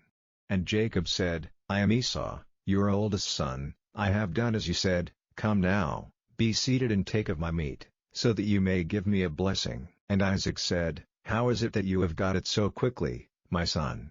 And he said, "Because the Lord your God made it come my way." And Isaac said, "Come near so that I may put my hand on you, my son, and see if you are truly my son Esau or not." And Jacob went near his father Isaac, and he put his hands on him, and he said, "The voice is Jacob's voice, but the hands are the hands of Esau." And he did not make out who he was, because his hands were covered with hair like his brother Esau's hands, so he gave him a blessing. And he said, "Are you truly my son Esau?" And he said, "I am." And he said, "Put it before me and I will take of my son's meat, so that I may give you a blessing." And he put it before him and he took it, and he gave him wine, and he had a drink. And his father Isaac said to him, "Come near now, my son, and give me a kiss." And he came near and gave him a kiss, and smelling the smell of his clothing, he gave him a blessing, and said, "See, the smell of my son is like the smell of a field on which the blessing of the Lord has come. May God give you the dew of heaven, and the good things of the earth, and grain and wine in full measure. Let peoples be your servants, and nations go down before you. Be lord over your brothers, and let your mother's sons go down before you. A curse be on everyone by whom you are cursed, and a blessing on those who give you a blessing." And when Isaac had come to the end of blessing Jacob, and Jacob had not long gone away from Isaac his father, Esau came in from the field. And he made ready a meal, good to the taste, and took it to his father, and said to him, "Let my father get up and take of his son's meat, so that you may give me a blessing." And Isaac his father said to him, "Who are you?" And he said, "I am your oldest son, Esau." And in great fear Isaac said, "Who then is he who got meat and put it before me, and I took it all before you came?" And gave him a blessing, and his it will be. And hearing the words of his father, Esau gave a great and bitter cry, and said to his father, Give a blessing to me, even to me, O my father. And he said, Your brother came with deceit, and took away your blessing. And he said, Is it because he is named Jacob that he has twice taken my place? For he took away my birthright, and now he has taken away my blessing. And he said, Have you not kept a blessing for me? And Isaac answering said, But I have made him your master, and have given him all his brothers for servants. I have made him strong with grain and wine. What then am I to do for you, my son? And Esau said to his father, Is that the only blessing you have, my father? Give a blessing to me, even me. And Esau was overcome with weeping. Then Isaac his father made answer and said to him, Far from the fertile places of the earth, and far from the dew of heaven on high will your living place be. By your sword will you get your living, and you will be your brother's servant. But when your power is increased, his yoke will be broken from off your neck. So Esau was full of hate for Jacob because of his father's blessing, and he said in his heart, The days of weeping for my father are near, then I will put my brother Jacob to death. Then Rebekah, hearing what Esau had said, sent for Jacob, her younger son, and said to him, It seems that your brother Esau is purposing to put you to death. So now, my son, do what I say, go quickly to Haran, to my brother Laban, and be there with him for a little time, till your brother's wrath is turned away, till the memory of what you have done to him is past and he is no longer angry. Then I will send word for you to come back. Are the two of you to be taken from me in one day? Then Rebekah said to Isaac, My life is a weariness to me because of the daughters of Heth. If Jacob takes a wife from among the daughters of Heth, such as these, the women of this land, of what use will my life be to me? Chapter 28. Then Isaac sent for Jacob, and blessing him, said, Do not take a wife from among the women of Canaan, but go to Paddan Aram, to the house of Bethuel, your mother's father, and there get yourself a wife from the daughters of Laban, your mother's brother. And may God, the ruler of all, give you his blessing, giving you fruit and increase, so that you may become an army of peoples. And may God give you the blessing of Abraham, to you and to your seed, so that the land of your wanderings, which God gave to Abraham, may be your heritage. So Isaac sent Jacob away, and he went to Paddan Aram, to Laban, son of Bethuel the Aramean, the brother of Rebekah, the mother of Jacob and Esau. So when Esau saw that Isaac had given Jacob his blessing, and sent him away to Paddan Aram to get a wife for himself there, blessing him and saying to him, Do not take a wife from among the women of Canaan, and that Jacob had done as his father and mother said and had gone to Paddan Aram, it was clear to Esau that his father had no love for the women of Canaan. So Esau went to Ishmael and took Mahalath, the daughter of Abraham's son Ishmael, the sister of Nebaioth, to be his wife in addition to the wives he had. So Jacob went out from Beersheba to go to Haran. And coming to a certain place, he made it his resting place for the night, for the sun had gone down, and he took one of the stones which were there, and putting it under his head he went to sleep in that place. And he had a dream, and in his dream he saw steps stretching from earth to heaven, and the angels of God were going up and down on them. And he saw the Lord by his side, saying, I am the Lord, the God of Abraham your father, and the God of Isaac. I will give to you and to your seed this land on which you are sleeping. Your seed will be like the dust of the earth, covering all the land to the west and to the east, to the north and to the south. You and your seed will be a name of blessing to all the families of the earth. And truly, I will be with you, and will keep you wherever you go, guiding you back again to this land, and I will not give you up till I have done what I have said to you. And Jacob, awaking from his sleep, said, Truly, the Lord is in this place, and I was not conscious of it. And fear came on him, and he said, This is a holy place, this is nothing less than the house of God and the doorway of heaven. And early in the morning Jacob took the stone which had been under his head, and put it up as a pillar and put oil on it. And he gave that place the name of Bethel, but before that time the town was named Luz. Then Jacob took an oath, and said, If God will be with me, and keep me safe on my journey, and give me food and clothing to put on, so that I come again to my father's house in peace, then I will take the Lord to be my God, and this stone which I have put up for a pillar will be God's house, and of all you give me, I will give a 10th part to you. Chapter 29. Then Jacob went on his journey till he came to the land of the children of the east. And there he saw a water hole in a field, and by the side of it 3 flocks of sheep, for there they got water for the sheep, and on the mouth of the water hole there was a great stone.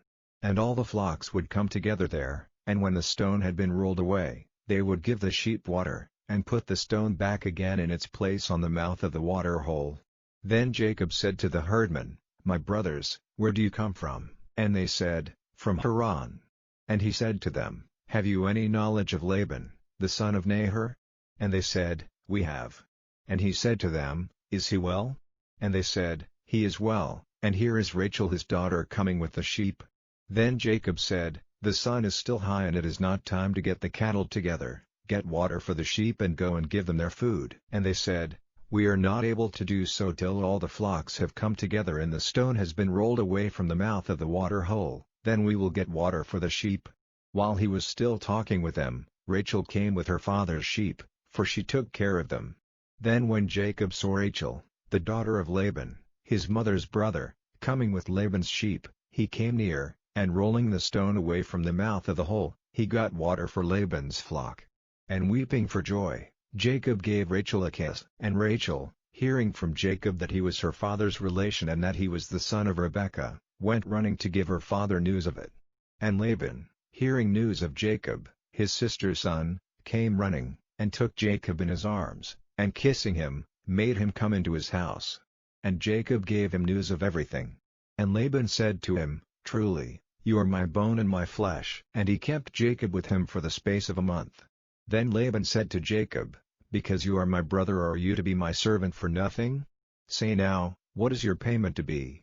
Now Laban had 2 daughters, the name of the older was Leah, and the name of the younger was Rachel. And Leah's eyes were clouded, but Rachel was fair in face and form. And Jacob was in love with Rachel, and he said, I will be your servant 7 years for Rachel, your younger daughter. And Laban said, It is better for you to have her than another man, go on living here with me. And Jacob did 7 years' work for Rachel, and because of his love for her it seemed to him only a very little time. Then Jacob said to Laban, Give me my wife so that I may have her, for the days are ended. And Laban got together all the men of the place and gave a feast. And in the evening he took Leah, his daughter, and gave her to him, and he went into her. And Laban gave Zilpah, his servant girl, to Leah, to be her waiting woman. And in the morning Jacob saw that it was Leah, and he said to Laban, What have you done to me? Was I not working for you so that I might have Rachel? Why have you been false to me? And Laban said, In our country we do not let the younger daughter be married before the older. Let the week of the bride feast come to its end and then we will give you the other in addition, if you will be my servant for another 7 years. And Jacob did so, and when the week was ended, Laban gave him his daughter Rachel for his wife. And Laban gave Rachel his servant girl Bilhah to be her waiting woman. Then Jacob took Rachel as his wife, and his love for her was greater than his love for Leah, and he went on working for Laban for another 7 years. Now the Lord, seeing that Leah was not loved, gave her a child, while Rachel had no children. And Leah was with child, and gave birth to a son to whom she gave the name Reuben, for she said, The Lord has seen my sorrow, now my husband will have love for me. Then she became with child again, and gave birth to a son, and said, Because it has come to the Lord's ears that I am not loved, he has given me this son in addition, and she gave him the name Simeon. And she was with child again, and gave birth to a son, and said, Now at last my husband will be united to me, because I have given him 3 sons, so he was named Levi. And she was with child again, and gave birth to a son, and she said, This time I will give praise to the Lord, so he was named Judah. After this she had no more children for a time. Chapter 30. Now Rachel, because she had no children, was full of envy of her sister, and she said to Jacob, If you do not give me children I will not go on living. But Jacob was angry with Rachel, and said, Am I in the place of God, who has kept your body from having fruit? Then she said, Here is my servant Bilhah, go into her, so that she may have a child on my knees, and I may have a family by her. So she gave him her servant Bilhah as a wife, and Jacob went into her. And Bilhah became with child, and gave birth to a son. Then Rachel said, God has been my judge, and has given ear to my voice, and has given me a son, so he was named Dan.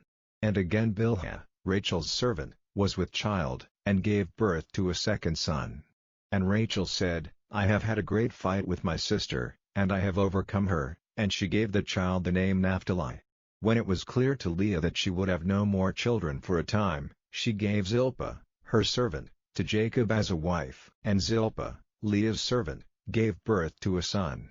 And Leah said, It has gone well for me, and she gave him the name Gad. And Zilpah, Leah's servant, gave birth to a second son. And Leah said, Happy am I. And all women will give witness to my joy, and she gave him the name Asher. Now at the time of the grain cutting, Reuben saw some love fruits in the field, and took them to his mother Leah. And Rachel said to her, Let me have some of your son's love fruits. But Leah said to her, Is it a small thing that you have taken my husband from me? And now would you take my son's love fruits? Then Rachel said, You may have him tonight in exchange for your son's love fruits. In the evening, when Jacob came in from the field, Leah went out to him and said, Tonight you are to come to me, for I have given my son's love fruits as a price for you. And he went in to her that night. And God gave ear to her, and she became with child, and gave Jacob a fifth son. Then Leah said, God has made payment to me for giving my servant girl to my husband, so she gave her son the name Issachar. And again Leah became with child, and she gave Jacob a sixth son. And she said, God has given me a good bride price, now at last will I have my husband living with me, for I have given him 6 sons. And she gave him the name Zebulun. After that she had a daughter, to whom she gave the name Dinah.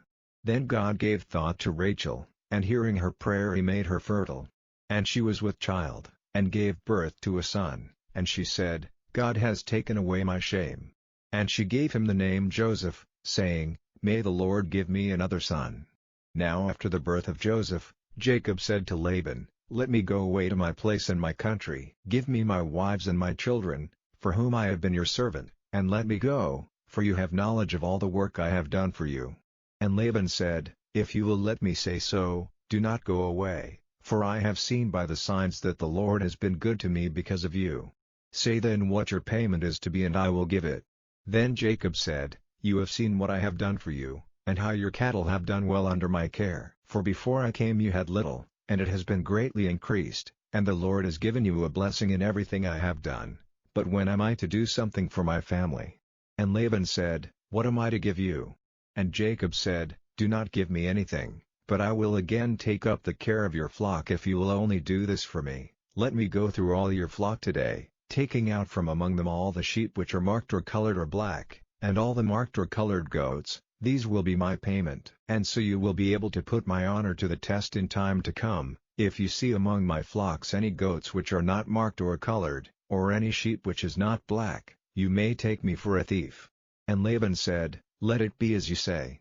So that day he took all the he-goats which were banded or colored, and all the she-goats which were marked or colored or had white marks, and all the black sheep, and gave them into the care of his sons, and sent them 3 days' journey away. And Jacob took care of the rest of Laban's flock. Then Jacob took young branches of trees, cutting off the skin so that the white wood was seen in bands. And he put the banded sticks in the drinking places where the flock came to get water, and they became with young when they came to the water. And because of this, the flock gave birth to young which were marked with bands of color.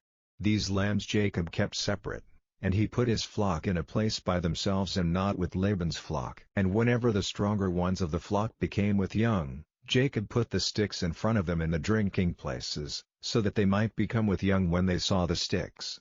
But when the flocks were feeble, he did not put the sticks before them, so that the feebler flocks were Laban's and the stronger were Jacob's.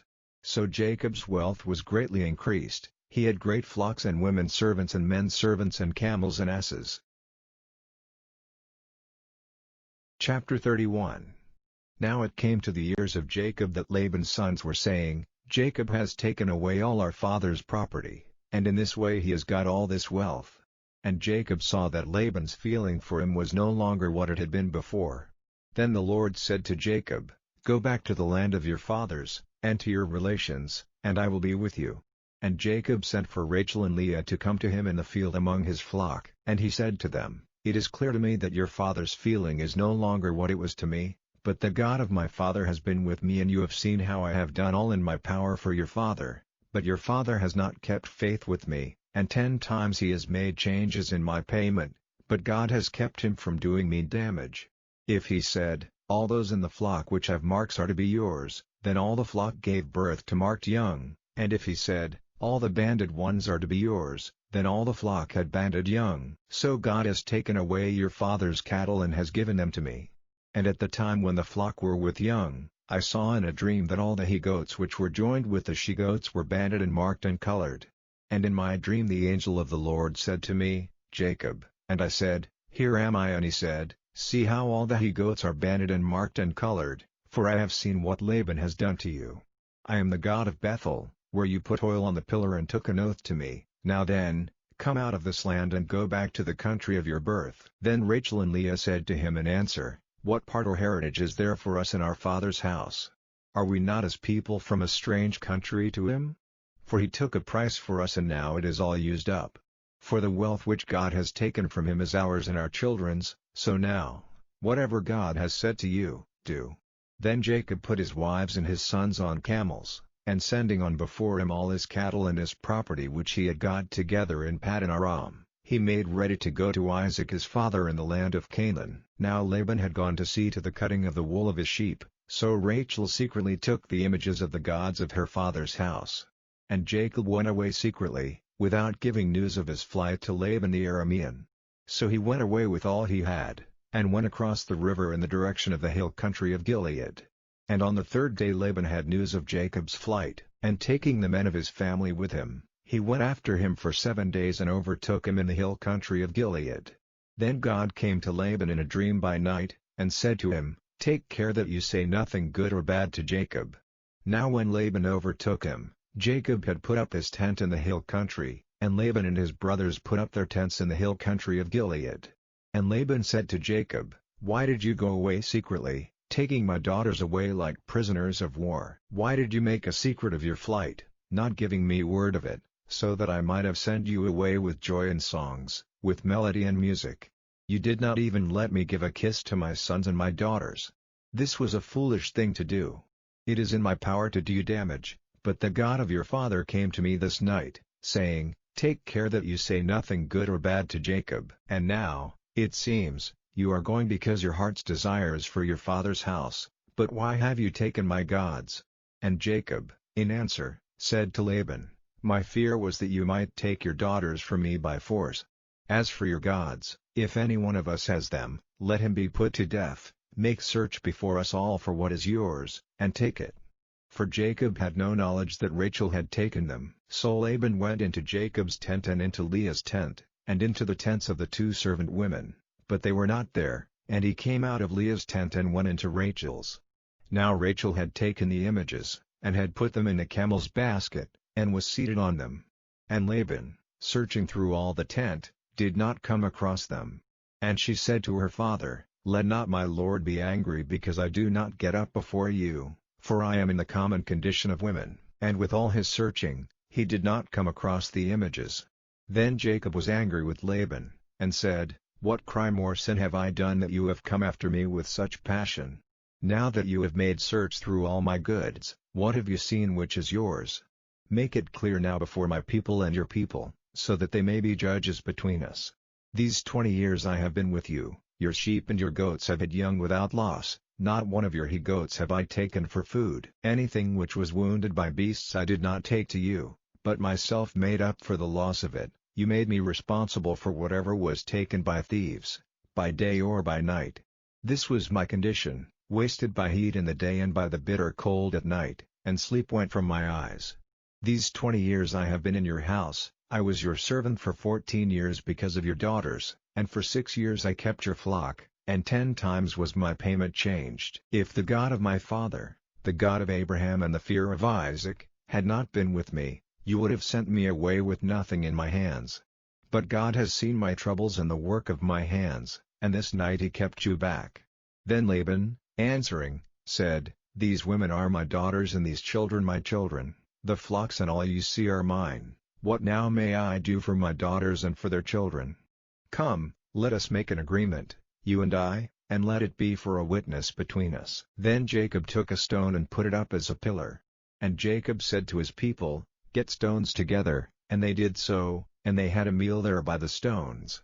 And the name Laban gave it was Jegar-sahadutha, but Jacob gave it the name of Galeed. And Laban said, "These stones are a witness between you and me today." For this reason its name was Galeed, and Mizpah, for he said, "May the Lord keep watch on us when we are unable to see one another's doings. If you are cruel to my daughters, or if you take other wives in addition to my daughters, then though no man is there to see, God will be the witness between us." And Laban said, "See these stones and this pillar which I have put between you and me, they will be witness that I will not go over these stones to you, and you will not go over these stones or this pillar to me, for any evil purpose. May the God of Abraham and the God of Nahor, the God of their father, be our judge." Then Jacob took an oath by the fear of his father Isaac. And Jacob made an offering on the mountain, and gave orders to his people to take food, so they had a meal and took their rest that night on the mountain. And early in the morning Laban, after kissing and blessing his daughters, went on his way back to his country. Chapter 32. And on his way Jacob came face to face with the angels of God. And when he saw them he said, "This is the army of God," so he gave that place the name of Mahanaim. Now Jacob sent servants before him to Esau, his brother, in the land of Seir, the country of Edom, and he gave them orders to say these words to Esau, "Your servant Jacob says, till now I have been living with Laban, and I have oxen and asses and flocks and men servants and women servants, and I have sent to give my lord news of these things so that I may have grace in his eyes." When the servants came back they said, "We have seen your brother Esau and he is coming out to you, and 400 men with him." Then Jacob was in great fear and trouble of mind, and he put all the people and the flocks and the herds and the camels into 2 groups, and said, "If Esau, meeting one group, makes an attack on them, the others will get away safely." Then Jacob said, "O God of my father Abraham, the God of my father Isaac, the Lord who said to me, 'Go back to your country and your family and I will be good to you,' I am less than nothing in comparison with all your mercies and your faith to me your servant, for with only my stick in my hand I went across Jordan, and now I have become 2 armies. Be my savior from the hand of Esau, my brother, for my fear is that he will make an attack on me, putting to death mother and child." And you said, "Truly, I will be good to you, and make your seed like the sand of the sea which may not be numbered." Then he put up his tent there for the night, and from among his goods he took, as an offering for his brother Esau, 200 she-goats and 20 he-goats, 200 females and 20 males from the sheep, 30 camels with their young ones, 40 cows, 10 oxen, 20 asses, and 10 young asses. These he gave to his servants, every herd by itself, and he said to his servants, "Go on before me, and let there be a space between one herd and another." And he gave orders to the first, saying, "When my brother Esau comes to you and says, 'Whose servant are you, and where are you going, and whose are these herds?' then say to him, 'These are your servant Jacob's, they are an offering for my lord, for Esau, and he himself is coming after us.'" And he gave the same orders to the second and the third and to all those who were with the herds, saying, "This is what you are to say to Esau when you see him, and you are to say further, 'Jacob, your servant, is coming after us.' For he said to himself, 'I will take away his wrath by the offering which I have sent on, and then I will come before him, it may be that I will have grace in his eyes.'" So the servants with the offerings went on in front, and he himself took his rest that night in the tents with his people. And in the night he got up, and taking with him his 2 wives and the 2 servant women and his 11 children, he went over the river Jabbok. He took them and sent them over the stream with all he had. Then Jacob was by himself, and a man was fighting with him till dawn. But when the man saw that he was not able to overcome Jacob, he gave him a blow in the hollow part of his leg, so that his leg was damaged. And he said to him, "Let me go now, for the dawn is near." But Jacob said, "I will not let you go till you have given me your blessing." Then he said, "What is your name?" And he said, "Jacob." And he said, "Your name will no longer be Jacob, but Israel, for in your fight with God and with men you have overcome." Then Jacob said, "What is your name?" And he said, "What is my name to you?" Then he gave him a blessing. And Jacob gave that place the name of Peniel, saying, "I have seen God face to face, and still I am living." And while he was going past Peniel, the sun came up. And he went with unequal steps because of his damaged leg. For this reason the children of Israel, even today, never take that muscle in the hollow of the leg as food, because the hollow of Jacob's leg was touched. Chapter 33. Then Jacob, lifting up his eyes, saw Esau coming with his 400 men. So he made a division of the children between Leah and Rachel and the 2 women servants. He put the servants and their children in front, Leah and her children after them, and Rachel and Joseph at the back. And he himself, going before them, went down on his face to the earth 7 times till he came near his brother. Then Esau came running up to him, and folding him in his arms, gave him a kiss, and the 2 of them were overcome with weeping. Then Esau, lifting up his eyes, saw the women and the children, and said, Who are these with you? And he said, The children whom God in his mercy has given to your servant. Then the servants and their children came near, and went down on their faces. And Leah came near with her children, and then Joseph and Rachel, and they did the same. And he said, What were all those herds which I saw on the way? And Jacob said, They were an offering so that I might have grace in my Lord's eyes. But Esau said, I have enough, keep what is yours, my brother, for yourself. And Jacob said, Not so, but if I have grace in your eyes, take them as a sign of my love, for I have seen your face as one may see the face of God, and you have been pleased with me. Take my offering then, with my blessing, for God has been very good to me and I have enough. So at his strong request, he took it. And he said, Let us go on our journey together, and I will go in front. But Jacob said, My Lord may see that the children are only small, and there are young ones in my flocks and herds. 1 day's overdriving will be the destruction of all the flock. Do you, my Lord, go on before your servant, I will come on slowly, at the rate at which the cattle and the children are able to go, till I come to my Lord at Seir. And Esau said, Then keep some of my men with you. And he said, What need is there for that, if my Lord is pleased with me? So Esau, turning back that day, went on his way to Seir. And Jacob went on to Succoth, where he made a house for himself and put up tents for his cattle. For this reason the place was named Succoth. So Jacob came safely from Paddan Aram to the town of Shechem in the land of Canaan, and put up his tents near the town. And for 100 bits of money he got from the children of Hamor, the builder of Shechem, the field in which he had put up his tents. And there he put up an altar, naming it El, the God of Israel. Chapter 34. Now Dinah, the daughter whom Leah had by Jacob, went out to see the women of that country. And when Shechem, the son of Hamor the Hivite who was the chief of that land, saw her, he took her by force and had connection with her. Then his heart went out in love to Dinah, the daughter of Jacob, and he said comforting words to her. And Shechem said to Hamor, his father, Get me this girl for my wife. Now Jacob had word of what Shechem had done to his daughter, but his sons were in the fields with the cattle, and Jacob said nothing till they came. Then Hamor, the father of Shechem, came out to have a talk with Jacob. Now the sons of Jacob came in from the fields when they had news of it, and they were wounded and very angry because of the shame he had done in Israel by having connection with Jacob's daughter, and they said, Such a thing is not to be done.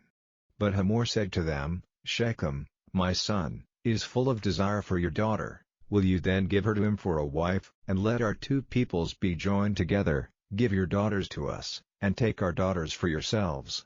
Go on living with us, and the country will be open to you. Do trade and get property there. And Shechem said to her father and her brothers, If you will give ear to my request, whatever you say I will give to you. However great you make the bride price in payment, I will give it, only let me have the girl for my wife. But the sons of Jacob gave a false answer to Shechem and Hamor his father, because of what had been done to Dinah their sister. And they said, It is not possible for us to give our sister to one who is without circumcision, for that would be a cause of shame to us. But on this condition only will we come to an agreement with you, if every male among you becomes like us and undergoes circumcision, then we will give our daughters to you and take your daughters to us and go on living with you as one people. But if you will not undergo circumcision as we say, then we will take our daughter and go. And their words were pleasing to Hamor and his son Shechem. And without loss of time the young man did as they said, because he had delight in Jacob's daughter, and he was the noblest of his father's house. Then Hamor and Shechem, his son, went to the meeting place of their town, and said to the men of the town, "It is the desire of these men to be at peace with us, let them then go on living in this country and doing trade here, for the country is wide open before them. Let us take their daughters as wives and let us give them our daughters, but these men will make an agreement with us to go on living with us and to become one people, only on the condition that every male among us undergoes circumcision as they have done. Then will not their cattle and their goods and all their beasts be ours? So let us come to an agreement with them so that they may go on living with us." Then all the men of the town gave ear to the words of Hamor and Shechem his son, and every male in the town underwent circumcision. But on the third day after, before the wounds were well, 2 of the sons of Jacob, Simeon, and Levi, Dinah's brothers, took their swords and came into the town by surprise and put all the males to death. And Hamor and his son they put to death with the sword, and they took Dinah from Shechem's house and went away.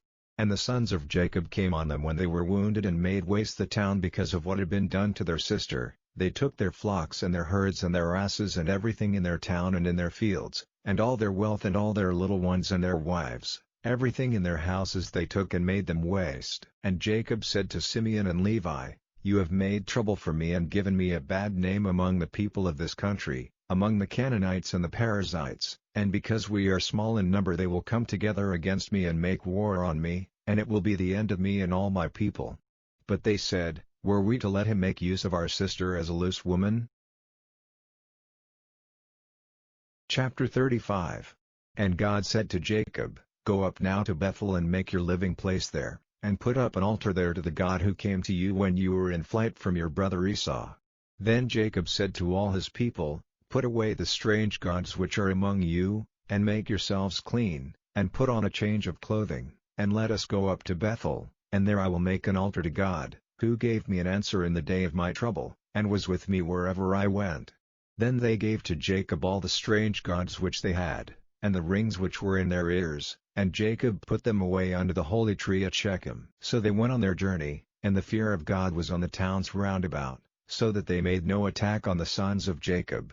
And Jacob came to Luz in the land of Canaan, which is the same as Bethel, he and all his people.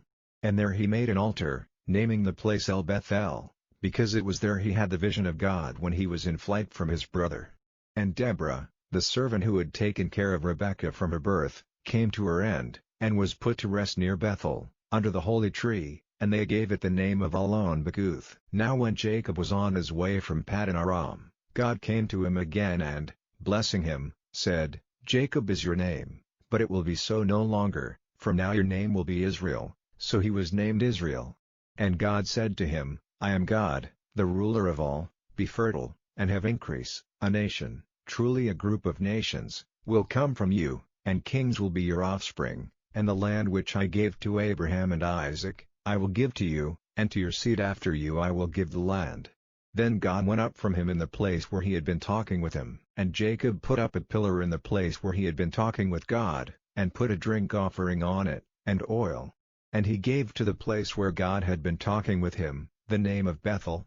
So they went on from Bethel, and while they were still some distance from Ephrath, the pains of birth came on Rachel and she had a hard time. And when her pain was very great, the woman who was helping her said, "Have no fear, for now you will have another son." And in the hour when her life went from her, for death came to her, she gave the child the name Benoni, but his father gave him the name of Benjamin. So Rachel came to her end and was put to rest on the road to Ephrath, which is Bethlehem. And Jacob put up a pillar on her resting place, which is named, the pillar of the resting place of Rachel, to this day. And Israel went journeying on and put up his tents on the other side of the tower of the flock. Now while they were living in that country, Reuben had connection with Bilhah, his father's servant woman, and Israel had news of it. Now Jacob had 12 sons, the sons of Leah, Reuben, Jacob's first son, and Simeon and Levi and Judah and Issachar and Zebulun, the sons of Rachel, Joseph and Benjamin, the sons of Bilhah, Rachel's servant, Dan and Naphtali, the sons of Zilpah, Leah's servant, Gad and Asher. These are the sons whom Jacob had in Paddan Aram. And Jacob came to his father Isaac at Mamre, at Kiriath Arba, that is, Hebron, where Abraham and Isaac had been living. And Isaac was 180 years old. Then Isaac came to his end and was put to rest with his father's people, an old man after a long life, and Jacob and Esau, his sons, put him in his last resting place. Chapter 36. Now these are the generations of Esau, that is to say, Edom. Esau's wives were women of Canaan: Adah, the daughter of Elon the Hittite, and Oholibamah, the daughter of Anah, the daughter of Zibeon the Hivite, and Basemath, Ishmael's daughter, the sister of Nebaioth. Adah had a son Eliphaz, and Basemath was the mother of Reuel. Oholibamah was the mother of Jeush, Jalem, and Korah. These are the sons of Esau, whose birth took place in the land of Canaan. Esau took his wives and his sons and his daughters, and all the people of his house, and his beasts and his cattle and all his goods which he had got together in the land of Canaan, and went into the land of Seir, away from his brother Jacob. For their wealth was so great that the land was not wide enough for the two of them and all their cattle. So Esau made his living place in the hill country of Seir. Esau is Edom. And these are the generations of Esau, the father of the Edomites in the hill country of Seir. These are the names of Esau's sons: Eliphaz, the son of Esau's wife Adah, and Reuel, the son of Esau's wife Basemath. The sons of Eliphaz were Teman, Omar, Zepho, Gatam, and Kenaz. And Eliphaz, the son of Esau, had connection with a woman named Timnah, who gave birth to Amalek. All these were the children of Esau's wife Adah. And these are the sons of Reuel: Nahath, Zerah, Shammah, and Mizah. They were the children of Esau's wife Basemath. And these are the sons of Esau's wife Oholibamah, the daughter of Anah, the daughter of Zibeon. She was the mother of Jeush, Jalem, and Korah. These were the chiefs among the sons of Esau, the sons of Eliphaz, Esau's first son: Man, Omar, Zepho, Kenaz, Korah, Gatam, Amalek. All these were chiefs in the land of Edom, the offspring of Eliphaz, the seed of Adah. And these are the sons of Esau's son Reuel: Nahath, Zerah, Shammah, Mizah. These were the chiefs of Reuel in the land of Edom, the children of Esau's wife Basemath. And these are the sons of Esau's wife Oholibamah: Jeush, Jalem, and Korah. These were the chiefs who came from Esau's wife Oholibamah, daughter of Anah. These were the sons of Esau, that is, Edom, and these were their chiefs. These are the sons of Seir the Horite who were living in that country: Lotan, Shobal, Zibeon, Anah, Dishan, Ezer, and Dishon. These are the chiefs of the Horites, offspring of Seir in the land of Edom. The children of Lotan were Hori and Hemam. Lotan's sister was Timnah. And these are the children of Shobal: Alvan, Manahath, Ebal, Shepho, and Onam. And these are the children of Zibeon, Ea and Anah, that same Anah who made the discovery of the water springs in the wasteland, when he was looking after the asses of his father Zibeon. And these are the children of Anah, Dishan and Oholibamah his daughter. These are the children of Dishan: Hamdan, Eshban, Ithran, and Karen. These are the children of Ezer: Bilhan, Zavan, and Akan. These are the children of Dishon: Uz, and Aaron. These were the Horite chiefs: Lotan, Shobal, Zibeon, Anah, Dishan, Ezer, and Dishon. Such were the Horite chiefs in their order in the land of Seir. And these are the kings who were ruling in the land of Edom before there was any king over the children of Israel. Bela, son of Beer, was king in Edom, and the name of his chief town was Dinhabah. At his death, Jobab, son of Zerah of Bozrah, became king in his place. And at the death of Jobab, Husham, from the country of the Temanites, became king in his place. And at the death of Husham, Hadad, son of Bedad, who overcame the Midianites in the field of Moab, became king. His chief town was named Avith. And at the death of Hadad, Samlah of Masrekah became king.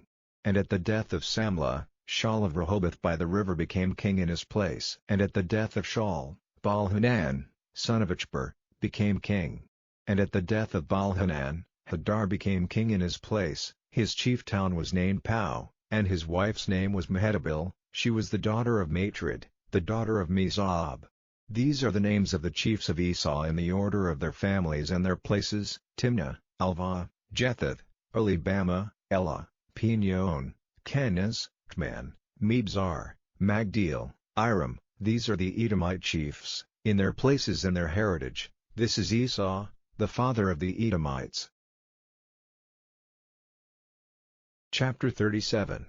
Now Jacob was living in the land where his father had made a place for himself, in the land of Canaan. These are the generations of Jacob. Joseph, a boy 17 years old, was looking after the flock, together with his brothers, the sons of Bilhah and Zilpah, his father's wives, and Joseph gave their father a bad account of them. Now the love which Israel had for Joseph was greater than his love for all his other children, because he got him when he was an old man, and he had a long coat made for him, and because his brothers saw that Joseph was dearer to his father than all the others, they were full of hate for him, and would not say a kind word to him. Now Joseph had a dream, and he gave his brothers an account of it, which made their hate greater than ever. And he said to them, "Let me give you the story of my dream. We were in the field, getting the grain stems together, and my grain kept upright, and ears came round and went down on the earth before mine." And his brothers said to him, "Are you to be our king? Will you have authority over us?" And because of his dream and his words, their hate for him became greater than ever. Then he had another dream, and gave his brothers an account of it, saying, "I have had another dream, the sun and the moon and 11 stars gave honor to me." And he gave word of it to his father and his brothers, but his father protesting said, "What sort of a dream is this? Am I and your mother and your brothers to go down on our faces to the earth before you?" And his brothers were full of envy, but his father kept his words in mind. Now his brothers went to keep watch over their father's flock in Shechem.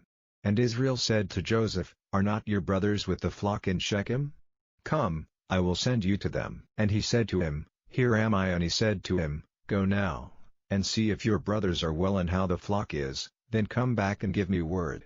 So he sent him out of the valley of Hebron, and he came to Shechem.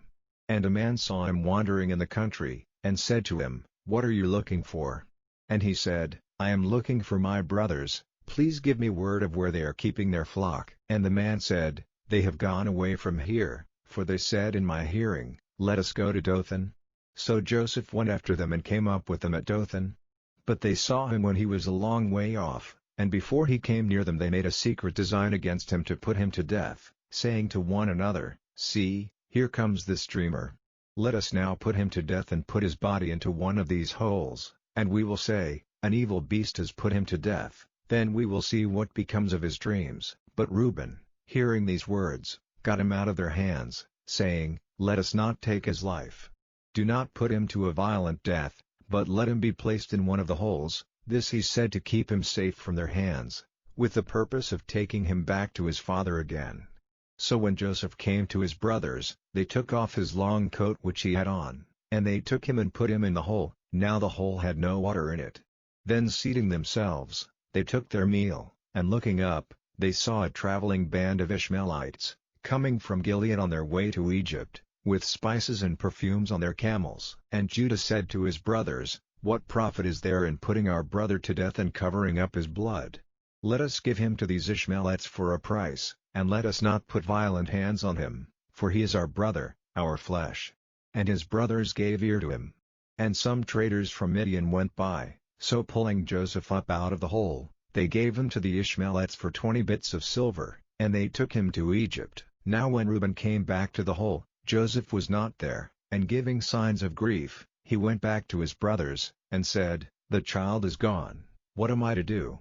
Then they took Joseph's coat, and put on it some of the blood from a young goat which they had put to death, and they took the coat to their father, and said, "We came across this, is it your son's coat or not?"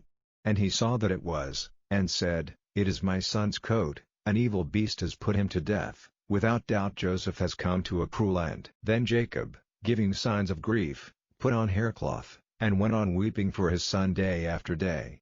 And all his sons and all his daughters came to give him comfort, but he would not be comforted, saying with weeping, "I will go down to the underworld to my son." So great was his father's sorrow for him. And in Egypt the men of Midian gave him for a price to Potiphar, a captain of high position in Pharaoh's house. Chapter 38. Now at that time, Judah went away from his brothers and became the friend of a man of Adullam named Hira. And there he saw the daughter of a certain man of Canaan named Shua, and took her as his wife. And she gave birth to a son, and he gave him the name And again she gave birth to a son, and he gave him the name Onan. Then she had another son, to whom she gave the name Shelah. She was at Chezib when the birth took place. And Judah took a wife for his first son and her name was Tamar. Now Judah's first son, did evil in the eyes of the Lord, so that he put him to death. Then Judah said to Onan, Go into your brother's wife and do what it is right for a husband's brother to do, make her your wife and get offspring for your brother. But Onan, seeing that the offspring would not be his, went into his brother's wife, but let his seed go on to the earth, so that he might not get offspring for his brother. And what he did was evil in the eyes of the Lord, so that he put him to death, like his brother. Then Judah said to Tamar, his daughter-in-law, Go back to your father's house and keep yourself as a widow till my son Shelah becomes a man, for he had in his mind the thought that death might come to him as it had come to his brothers. So Tamar went back to her father's house.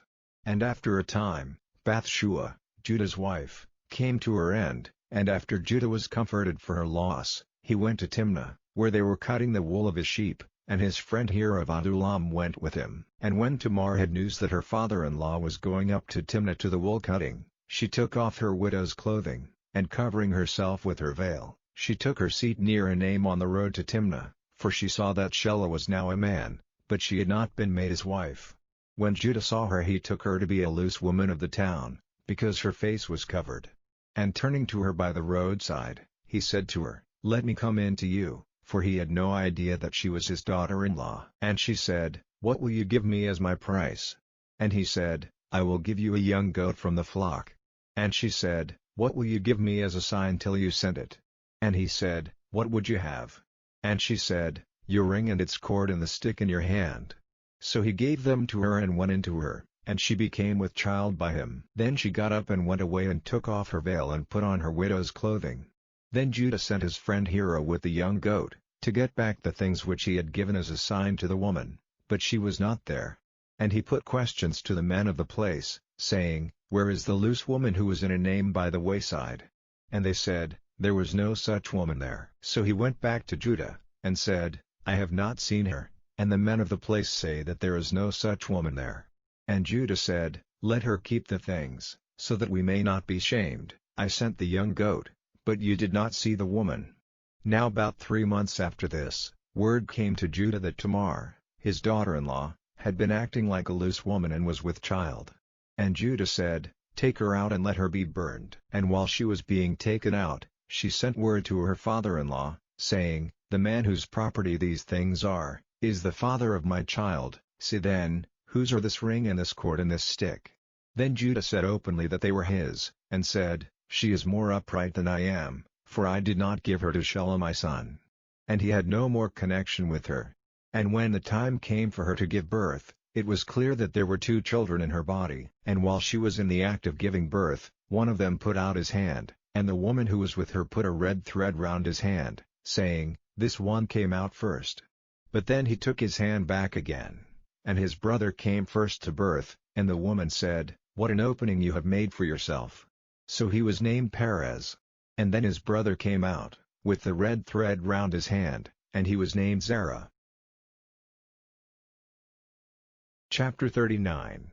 Now Joseph was taken down to Egypt, and Potiphar the Egyptian, a captain of high position in Pharaoh's house, got him for a price from the Ishmaelites who had taken him there. And the Lord was with Joseph, and he did well, and he was living in the house of his master the Egyptian. And his master saw that the Lord was with him, making everything he did go well. And having a high opinion of Joseph as his servant, he made him the overseer of his house and gave him control over all he had. And from the time when he made him overseer and gave him control of all his property, the blessing of the Lord was with the Egyptian. Because of Joseph, the blessing of the Lord was on all he had, in the house and in the field. And he gave Joseph control of all his property, keeping no account of anything, but only the food which was put before him. Now Joseph was very beautiful in form and face. And after a time, his master's wife, looking on Joseph with desire, said to him, Be my lover. But he would not, and said to her, You see that my master keeps no account of what I do in his house, and has put all his property in my control, so that no one has more authority in this house than I have. He has kept nothing back from me but you, because you are his wife. How then may I do this great wrong, sinning against God? And day after day she went on requesting Joseph to come to her and be her lover, but he would not give ear to her. Now one day he went into the house to do his work, and not one of the men of the house was inside. And pulling at his coat, she said, Come to my bed, but slipping out of his coat, he went running away.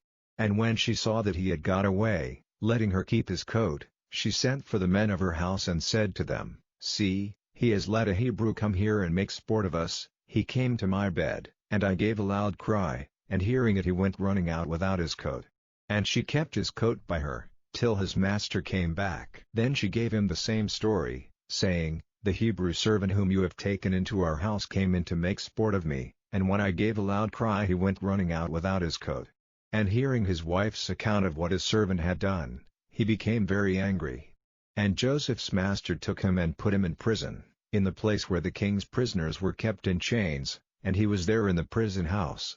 But the Lord was with Joseph, and was good to him, and made the keeper of the prison his friend. And the keeper of the prison put all the prisoners under Joseph's control, and he was responsible for whatever was done there.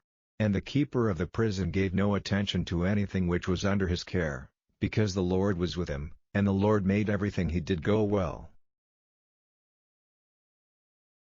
Chapter 40. Now after these things the chief servant who had the care of the wine, and the chief breadmaker in Pharaoh's house, did something against Pharaoh's orders, and Pharaoh was angry with his two servants, with the chief wine servant and the chief breadmaker, and he put them in prison under the care of the captain of the army, in the same prison where Joseph himself was shut up. And the captain put them in Joseph's care, and he did what was needed for them, and they were kept in prison for some time. And these two had a dream on the same night, the chief wine servant and the chief breadmaker of the king of Egypt, who were in prison. The two of them had dreams with a special sense. And in the morning when Joseph came to them he saw that they were looking sad. And he said to the servants of Pharaoh who were in prison with him, "Why are you looking so sad?" Then they said to him, "We have had a dream, and no one is able to give us the sense." And Joseph said, "Does not the sense of dreams come from God? What was your dream?"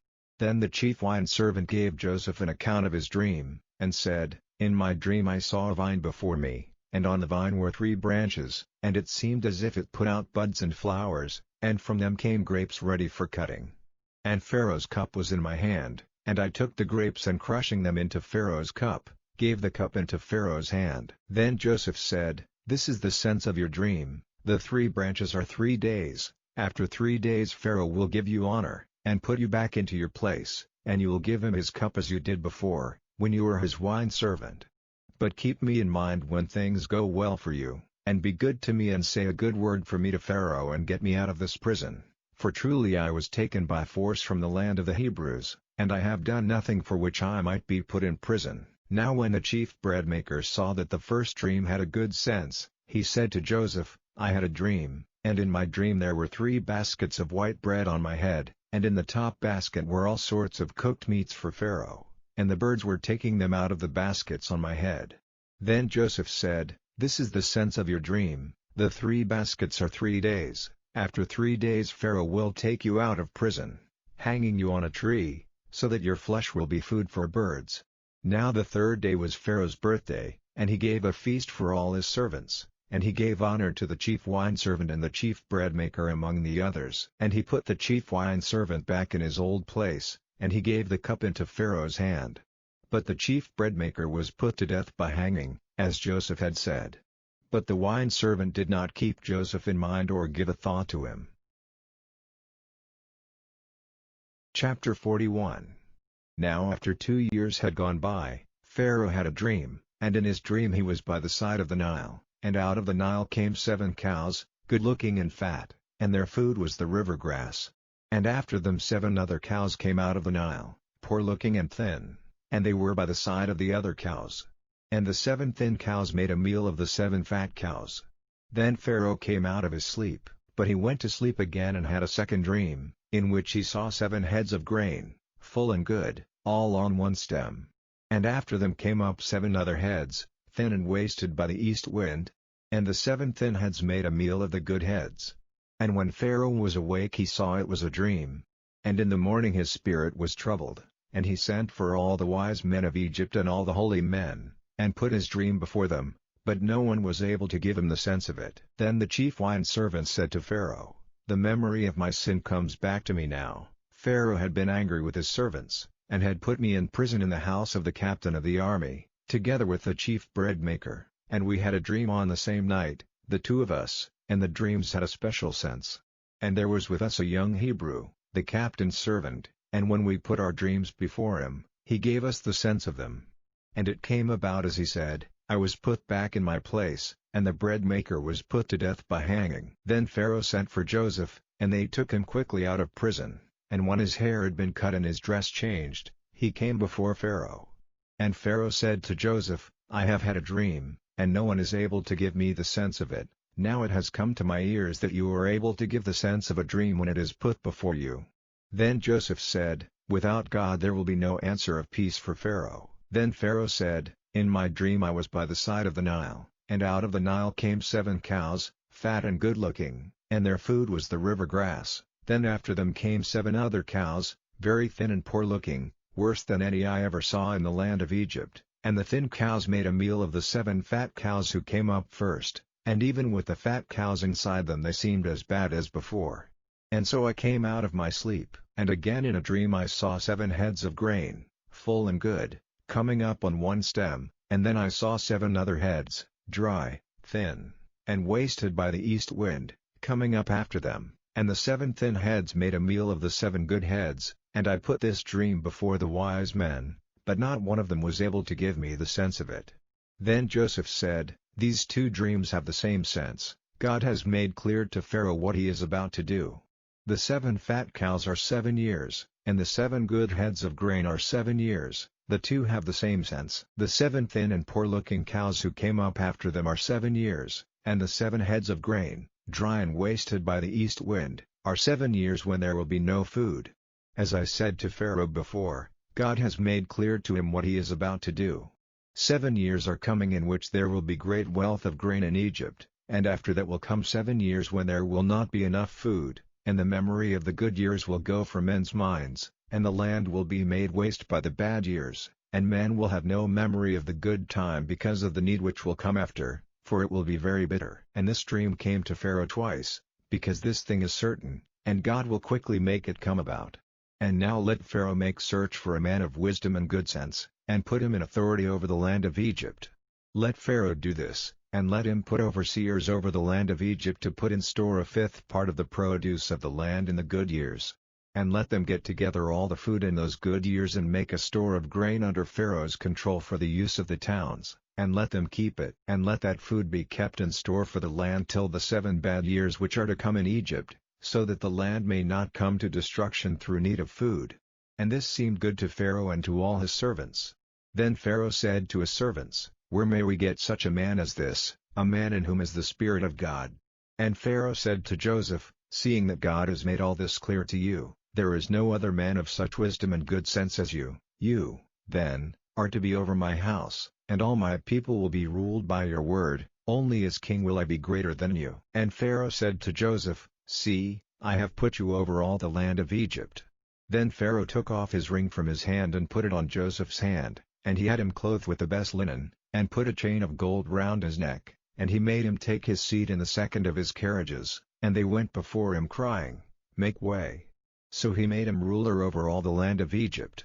Then Pharaoh said to Joseph, I am Pharaoh, and without your order no man may do anything in all the land of Egypt. And Pharaoh gave Joseph the name of Zaphnath-Paaneah, and he gave him Asenath, the daughter of Potiphera, the priest of On, to be his wife.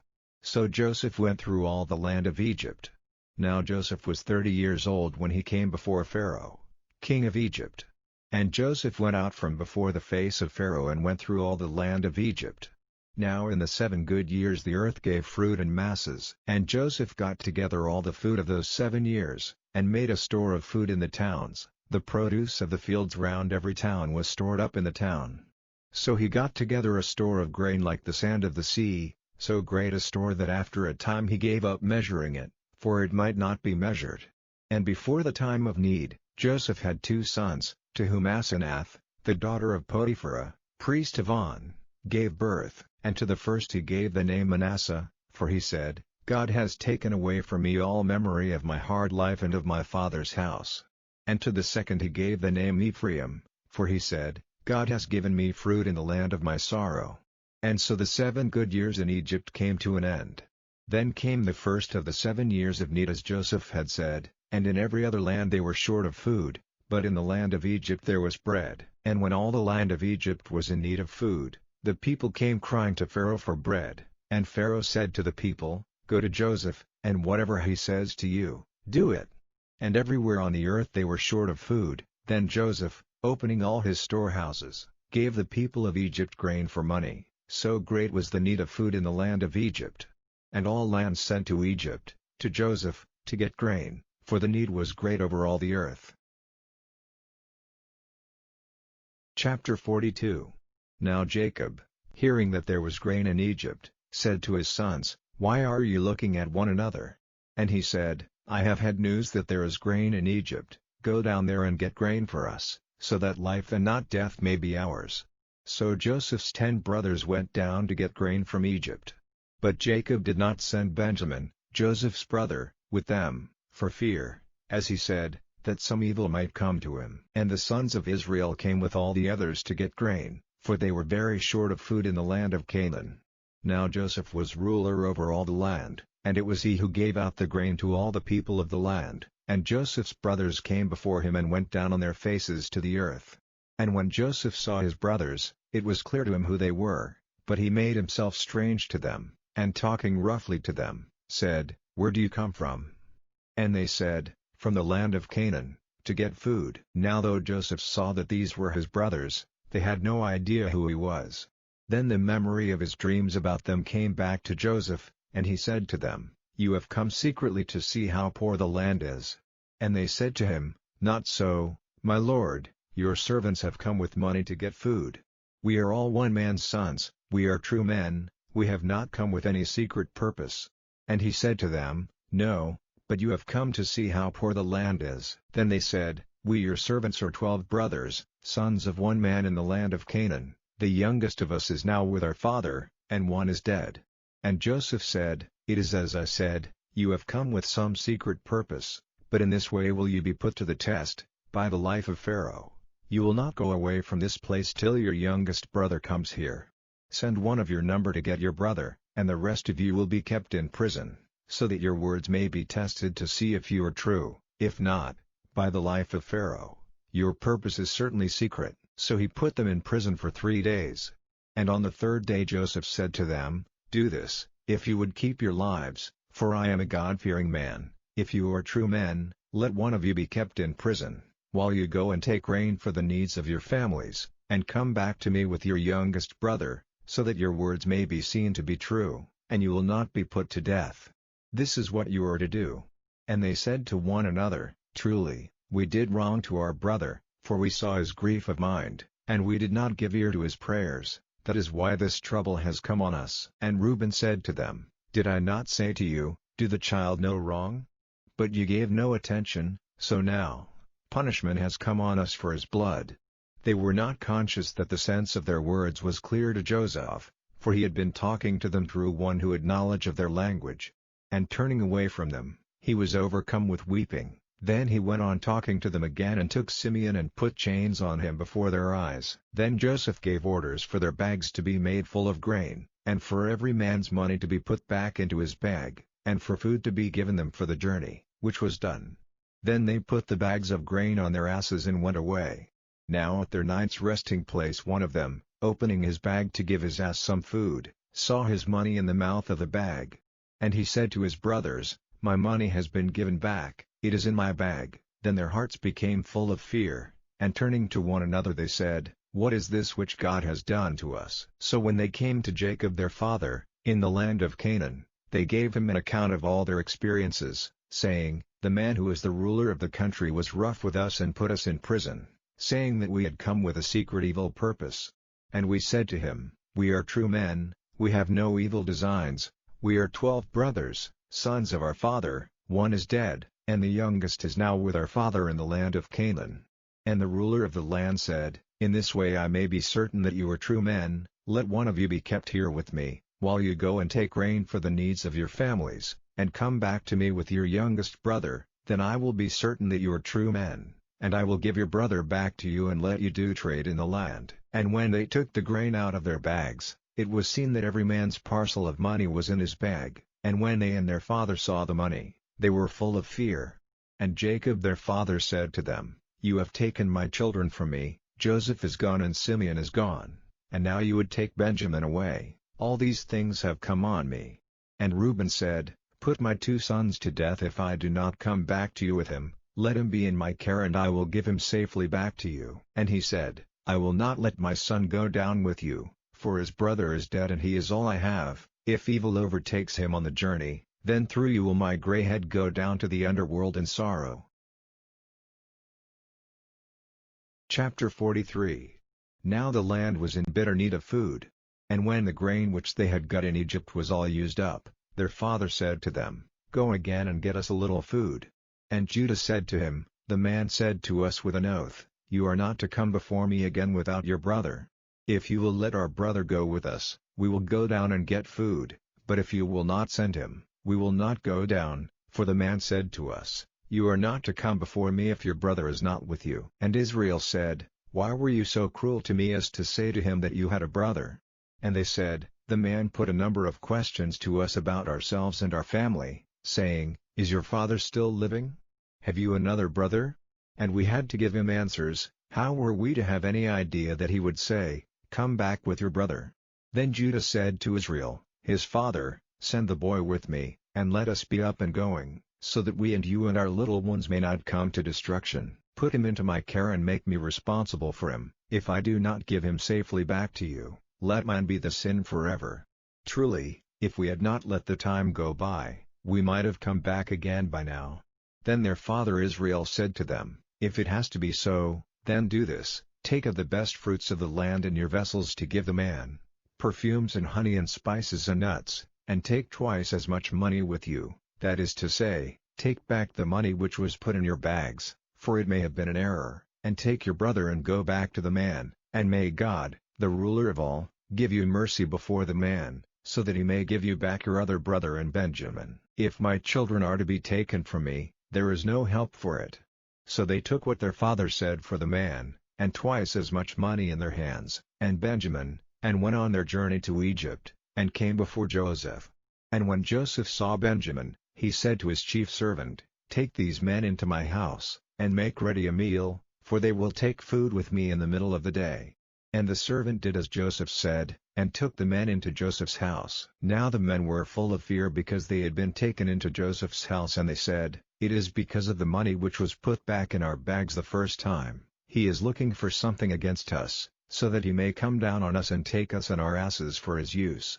So they went up to Joseph's chief servant at the door of the house, and said, "O my lord, we only came down the first time to get food, and when we came to our night's resting place, on opening our bags we saw that every man's money was in the mouth of his bag, all our money in full weight, and we have it with us to give it back, as well as more money, with which to get food. We have no idea who put our money in our bags." Then the servant said, "Peace be with you, have no fear, your God, even the God of your father, has put wealth in your bags for you. I had your money." Then he let Simeon come out to them. And the servant took them into Joseph's house, and gave them water for washing their feet, and he gave their asses food. And they got ready the things for Joseph before he came in the middle of the day, for word was given to them that they were to have a meal there. And when Joseph came in, they gave him the things which they had for him, and went down to the earth before him. And he said, "How are you? Is your father well, the old man of whom you were talking to me? Is he still living?" And they said, "Your servant, our father, is well, he is still living." And they went down on their faces before him. Then, lifting up his eyes, he saw Benjamin, his brother, his mother's son, and he said, "Is this your youngest brother of whom you gave me word?" And he said, "God be good to you, my son." Then Joseph's heart went out to his brother, and he went quickly into his room, for he was overcome with weeping. Then, after washing his face, he came out, and controlling his feelings said, "Put food before us." And they put a meal ready for him by himself, and for them by themselves, and for the Egyptians who were with him by themselves, because the Egyptians may not take food with the Hebrews, for that would make them unclean. And they were all given their seats before him in order of birth, from the oldest to the youngest, so that they were looking at one another in wonder. And Joseph sent food to them from his table, but he sent 5 times as much to Benjamin as to any of the others. Chapter 44. Then he gave orders to the servant who was over his house, saying, "Put as much food into the men's bags as will go into them, and put every man's money in the mouth of his bag, and put my cup, my silver cup, in the youngest one's bag, with his money." So he did as Joseph said. And at dawn the men, with their asses, were sent away. And when they had gone only a little way out of the town, Joseph said to the servant who was over his house, "Go after them, and when you overtake them, say to them, 'Why have you done evil in reward for good? Is not this the cup from which my Lord takes wine and by which he gets knowledge of the future? Truly, you have done evil.'" So he overtook them and said these words to them. And they said to him, "Why does my Lord say such words as these? Far be it from your servants to do such a thing. See, the money which was in the mouth of our bags we gave back to you when we came again from Canaan. How then might we take silver or gold from your Lord's house? If it comes to light that any of your servants has done this, let him be put to death, and we will be your Lord's servants." And he said, "Let it be as you say, he in whose bag it is seen will become my servant, and you will not be responsible." Then every man quickly got his bag down and undid it. And he made a search, starting with the oldest and ending with the youngest, and the cup was in Benjamin's bag. Then in bitter grief they put the bags on the asses again and went back to the town. So Judah and his brothers came to Joseph's house, and he was still there, and they went down on their faces before him. And Joseph said, "What is this thing which you have done? Had you no thought that such a man as I would have power to see what is secret?" And Judah said, "What are we to say to my lord? How may we put ourselves right in his eyes? God has made clear the sin of your servants. Now we are in your hands, we and the man in whose bag your cup was seen." Then he said, "Far be it from me to do so, but the man who had my cup will be my servant, and you may go back to your father in peace." Then Judah came near him, and said, "Let your servant say a word in my lord's ears, and let not your wrath be burning against your servant, for you are in the place of Pharaoh to us." My lord said to his servants, "Have you a father or a brother?" And we said to my lord, "We have an old father and a young child, whom he had when he was old. His brother is dead and he is the only son of his mother, and is very dear to his father. And you said to your servants, 'Let him come down to me with you, so that I may see him.' And we said to my lord, 'His father will not let him go, for if he went away his father would come to his death.' But you said to your servants, 'If your youngest brother does not come with you, you will not see my face again.' And when we went back to your servant, our father, we gave him an account of my lord's words. And our father said, 'Go again and get us a little food.' And we said, 'Only if our youngest brother goes with us will we go down, for we may not see the man's face again if our youngest brother is not with us.' And our father said to us, 'You have knowledge that my wife gave me 2 sons, the one went away from me, and I said, Truly he is come to a violent death, and from that time I have not seen him. If now you take this one from me, and some evil comes to him, you will make my gray head go down in sorrow to the underworld. If then I go back to your servant, my father, without the boy, because his life and the boy's life are one, when he sees that the boy is not with us, he will come to his death, and our father's gray head will go down in sorrow to the underworld. For I made myself responsible for the boy to my father, saying, If I do not give him safely back to you, let mine be the sin forever. So now let me be my Lord's servant here in place of the boy, and let him go back with his brothers. For how may I go back to my father without the boy, and see the evil which will come on my father?" Chapter 45. Then Joseph, unable to keep back his feelings before those who were with him, gave orders for everyone to be sent away, and no one was present when he made clear to his brothers who he was. And so loud was his weeping, that it came to the ears of the Egyptians and all Pharaoh's house. And Joseph said to his brothers, I am Joseph, is my father still living? But his brothers were not able to give him an answer, for they were troubled before him. Then Joseph said to his brothers, Come nearer to me. And they came near, and he said, I am Joseph your brother, whom you sent into Egypt. Now do not be troubled or angry with yourselves for sending me away, because God sent me before you to be the Savior of your lives. For these 2 years have been years of need, and there are still 5 more years to come in which there will be no plowing or cutting of grain. God sent me before you to keep you and yours living on earth so that you might become a great nation. So now it was not you who sent me here, but God, and he has made me as a father to Pharaoh, and lord of all his house, and ruler over all the land of Egypt.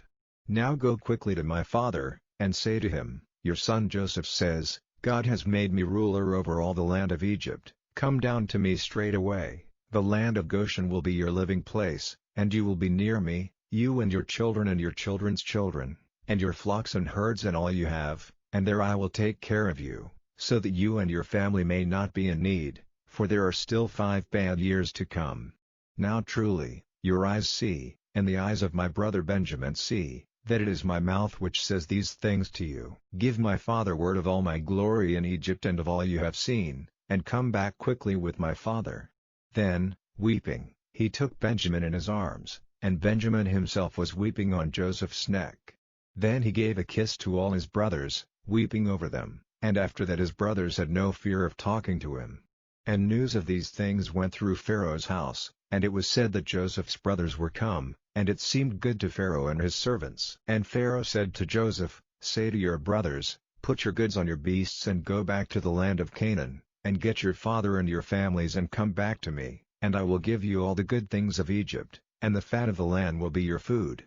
And say to them, This you are to do, take cards from the land of Egypt for your little ones and for your wives, and get your father and come back. And take no thought for your goods, for the best of all the land of Egypt is yours. And the children of Israel did as he said, and Joseph gave them carts as had been ordered by Pharaoh, and food for their journey. To every one of them he gave 3 changes of clothing, but to Benjamin he gave 300 bits of silver and 5 changes of clothing. And to his father he sent 10 asses with good things from Egypt on their backs, and 10 she-asses with grain and bread and food for his father on the journey. And he sent his brothers on their way, and said to them, See that you have no argument on the road. So they went up from Egypt and came to the land of Canaan, to their father Jacob. And they said to him, Joseph is living, and is ruler over all the land of Egypt. And at this word Jacob was quite overcome, for he had no faith in it. And they gave him an account of everything Joseph had said to them, and when he saw the carts which Joseph had sent for them, his spirit came back to him, and Israel said, It is enough, Joseph my son is still living, I will go and see him before my death. Chapter 46.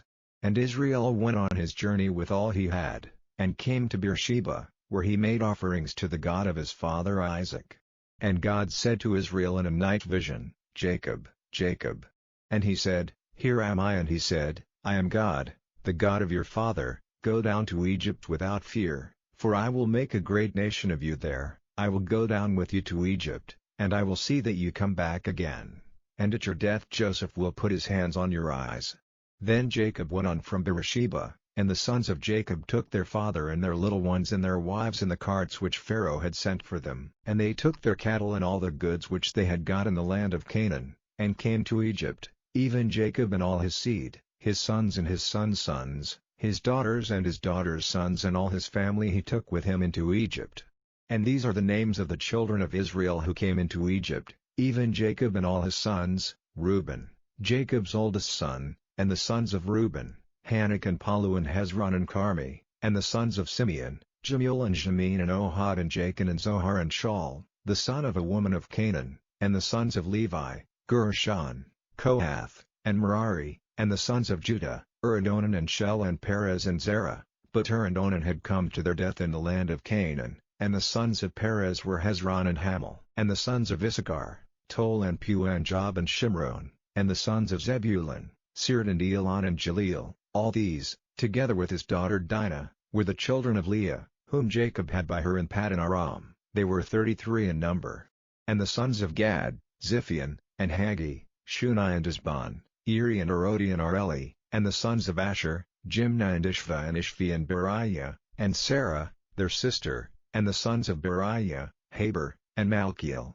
These are the children of Zilpah, whom Laban gave to his daughter Leah, and Jacob had these 16 children by her. The sons of Jacob's wife Rachel, Joseph, and Benjamin. And Joseph had Manasseh and Ephraim in the land of Egypt, by Asenath, the daughter of Potiphera, priest of On. And the sons of Benjamin were Bela and Becher and Ashbel, Jerah and Naaman, and Rush, Muppim and Huppim and Ard. All these were the children of Rachel whom Jacob had by her, 14 persons. And the son of Dan was Hushim. And the sons of Naphtali, Jaziel and Guni and Jezer and Shillem. These were the children of Bilhah, whom Laban gave to his daughter Rachel, 7 persons. All the persons who came with Jacob into Egypt, the offspring of his body, were 66, without taking into account the wives of Jacob's sons. And the sons of Joseph whom he had in Egypt were 70 persons of the family of Jacob came into Egypt. Now he had sent Judah before him to Goshen, to get word from Joseph, and so they came to the land of Goshen. And Joseph got his carriage ready and went to Goshen for the meeting with his father, and when he came before him, he put his arms round his neck, weeping. And Israel said to Joseph, "Now that I have seen you living again, I am ready for death." And Joseph said to his brothers and to his father's people, "I will go and give the news to Pharaoh, and say to him, My brothers and my father's people, from the land of Canaan, have come to me, and these men are keepers of sheep and owners of cattle, and have with them their flocks and their herds and all they have. Now when Pharaoh sends for you and says, What is your business? You are to say, Your servants have been keepers of cattle from our early days up to now, like our fathers. In this way you will be able to have the land of Goshen for yourselves, because keepers of sheep are unclean in the eyes of the Egyptians." Chapter 47. Then Joseph went to Pharaoh, and said, My father and my brothers with their flocks and their herds and all they have, are come from Canaan, and are now in the land of Goshen. And he took 5 of his brothers to Pharaoh. And Pharaoh said to them, What is your business? And they said, Your servants are keepers of sheep, as our fathers were before us. And they said to Pharaoh, We have come to make a living in this land, because we have no grass for our flocks in the land of Canaan. So now let your servants make a place for themselves in the land of Goshen. And Pharaoh said to Joseph, Let them have the land of Goshen, and if there are any able men among them, put them over my cattle. And Jacob and his sons came to Joseph in Egypt, and when word of it came to the ears of Pharaoh, king of Egypt, he said to Joseph, Your father and brothers have come to you, all the land of Egypt is before you. Let your father and your brothers have the best of the land for their resting place. Then Joseph made his father Jacob come before Pharaoh, and Jacob gave him his blessing. And Pharaoh said to him, How old are you? And Jacob said, The years of my wanderings have been 130, small in number and full of sorrow have been the years of my life, and less than the years of the wanderings of my fathers. And Jacob gave Pharaoh his blessing, and went out from before him. And Joseph made a place for his father and his brothers, and gave them a heritage in the land of Egypt, in the best of the land of Ramesses, as Pharaoh had given orders. And Joseph took care of his father and his brothers and all his father's people, giving them food for the needs of their families. Now there was no food to be had in all the land, so that all Egypt and Canaan were wasted from need of food. And all the money in Egypt and in the land of Canaan which had been given for grain, came into the hands of Joseph, and he put it in Pharaoh's house. And when all the money in Egypt and Canaan was gone, the Egyptians came to Joseph, and said, Give us bread, would you have us come to destruction before your eyes? For we have no more money. And Joseph said, Give me your cattle, I will give you grain in exchange for your cattle if your money is all gone. So they took their cattle to Joseph and he gave them bread in exchange for their horses and flocks and herds and asses. So all that year he gave them food in exchange for their cattle. And when that year was ended, they came to him in the 2nd year, and said, We may not keep it from our lord's knowledge that all our money is gone, and all the herds of cattle are my lord's. There is nothing more to give my lord but our bodies and our land. Are we to come to destruction before your eyes, we and our land? Take us and our land and give us bread, and we and our land will be servants to Pharaoh. And give us seed so that we may have life and the land may not become waste. So Joseph got all the land in Egypt for Pharaoh, for every Egyptian gave up his land in exchange for food, because of their great need, so all the land became Pharaoh's. And as for the people, he made servants of them, town by town, from one end of Egypt to the other. Only he did not take the land of the priests, for the priests had their food given them by Pharaoh, and having what Pharaoh gave them, they had no need to give up their land. Then Joseph said to the people, I have made you and your land this day the property of Pharaoh. Here is seed for you to put in your fields.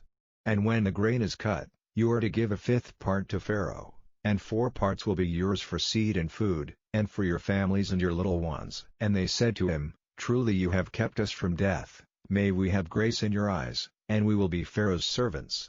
Then Joseph made a law which is in force to this day, that Pharaoh was to have the fifth part, only the land of the priests did not become his.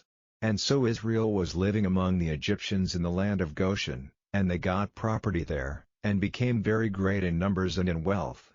And Jacob was living in the land of Goshen for 17 years, so the years of his life were 147. And the time of his death came near, and he sent for his son Joseph and said to him, If now I am dear to you, put your hand under my leg and take an oath that you will not put me to rest in Egypt, but when I go to my fathers, you are to take me out of Egypt and put me to rest in their last resting place. And he said, I will do so. And he said, Take an oath to me, and he took an oath to him, and Israel gave worship on the bed's head. Chapter 48. Now after these things, word came to Joseph that his father was ill, and he took with him his sons Manasseh and Ephraim. And when they said to Jacob, Your son Joseph is coming to see you, then Israel, getting all his strength together, had himself lifted up in his bed. And Jacob said to Joseph, God, the ruler of all, came to me in a vision at Luz in the land of Canaan, and gave me his blessing, and said to me, Truly, I will make you fertile and give you increase and will make of you a great family of nations, and I will give this land to your seed after you to be their heritage forever. And now your 2 sons who came to birth in Egypt before I came to you here, are mine, Ephraim and Manasseh will be mine, in the same way as Reuben and Simeon are. And any other offspring which you have after them, will be yours, and will be named after their brothers and their heritage. And as for me, when I came from Paddan, death overtook Rachel on the way, when we were still some distance from Ephrath, and I put her to rest there on the road to Ephrath, which is Bethlehem. Then Israel, looking at Joseph's sons, said, Who are these? And Joseph said to his father, They are my sons, whom God has given me in this land. And he said, Let them come near me, and I will give them a blessing. Now because Israel was old, his eyes were no longer clear, and he was not able to see. So he made them come near to him, and he gave them a kiss, folding them in his arms. And Israel said to Joseph, I had no hope of seeing your face again, but God in his mercy has let me see you and your children. Then Joseph took them from between his knees, and went down on his face to the earth. Then taking Ephraim with his right hand, Joseph put him at Israel's left side, and with his left hand he put Manasseh at Israel's right side, placing them near him. And Israel, stretching out his right hand, put it on the head of Ephraim, the younger, and his left hand on the head of Manasseh, crossing his hands on purpose, for Manasseh was the older. And he gave Joseph a blessing, saying, May the God to whom my fathers, Abraham and Isaac, gave worship, the God who has taken care of me all my life till this day, the angel who has been my Savior from all evil, send his blessing on these children, and let my name and the name of my fathers, Abraham and Isaac, be given to them, and let them become a great nation in the earth. Now when Joseph saw that his father had put his right hand on the head of Ephraim, it did not seem right to him, and lifting his father's hand he would have put it on the head of Manasseh. And Joseph said to his father, Not so, my father, for this is the older, put your right hand on his head.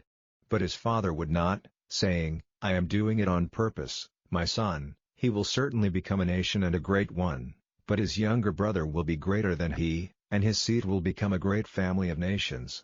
So he gave them his blessing that day, saying, You will be the sign of blessing in Israel, for they will say, May God make you like Ephraim and Manasseh, and he put Ephraim before Manasseh. Then Israel said to Joseph, Now my death is near, but God will be with you, guiding you back to the land of your fathers.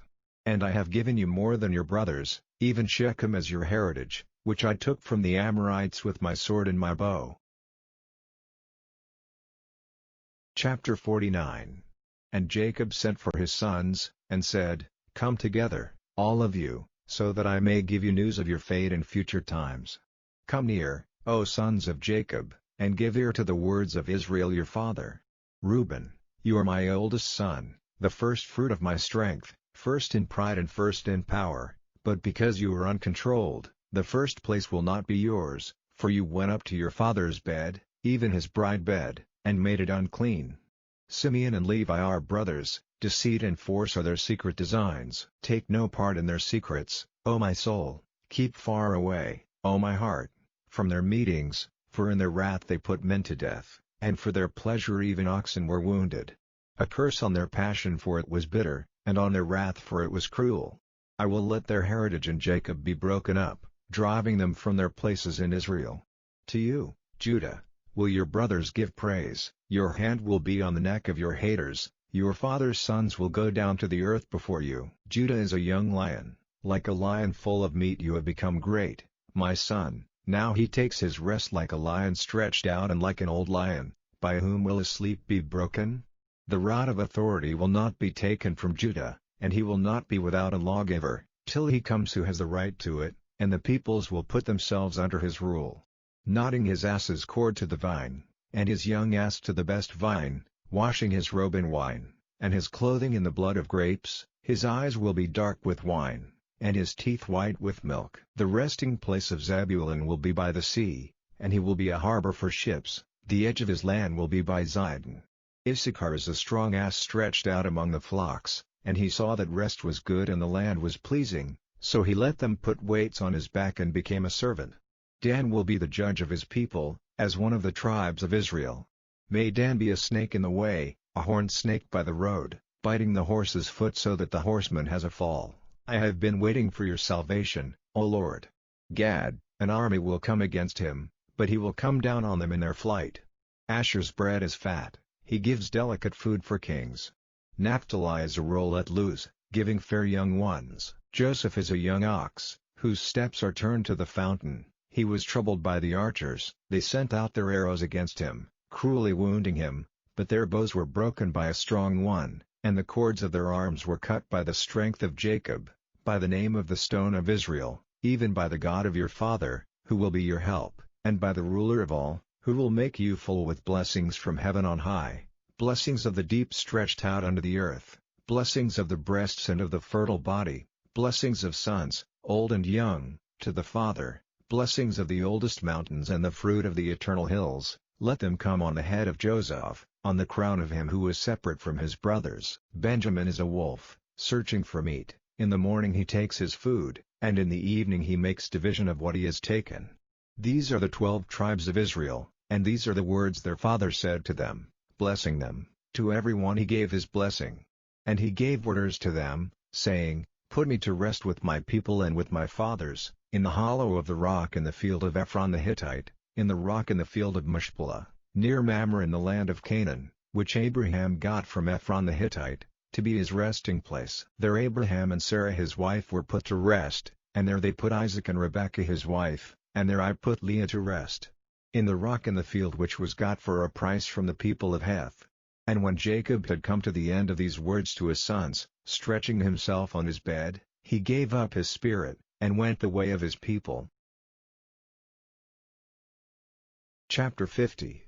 And Joseph put his head down on his father's face, weeping and kissing him. And Joseph gave orders to his servants who had the necessary knowledge, to make his father's body ready, folding it in linen with spices, and they did so. And the 40 days needed for making the body ready went by, and there was weeping for him among the Egyptians for 70 days. And when the days of weeping for him were past, Joseph said to the servants of Pharaoh, If now you have love for me, say these words to Pharaoh, My father made me take an oath, saying, When I am dead, put me to rest in the place I have made ready for myself in the land of Canaan. So now let me go and put my father in his last resting place, and I will come back again. And Pharaoh said, Go up and put your father to rest, as you gave your oath to him.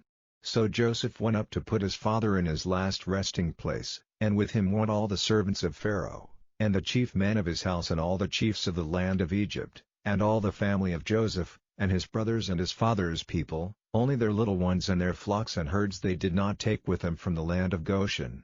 And carriages went up with him and horsemen, a great army. And they came to the grain floor of Atad on the other side of Jordan, and there they gave the last honors to Jacob, with great and bitter sorrow, weeping for their father for 7 days. And when the people of the land, the people of Canaan, at the grain floor of Atad, saw their grief, they said, Great is the grief of the Egyptians. So the place was named Abel Mizraim, on the other side of Jordan. So his sons did as he had given them orders to do, for they took him into the land of Canaan and put him to rest in the hollow rock in the field of Machpelah, which Abraham got with the field, for a resting place, from Ephron the Hittite at Mamre. And when his father had been put to rest, Joseph and his brothers and all who had gone with him, went back to Egypt.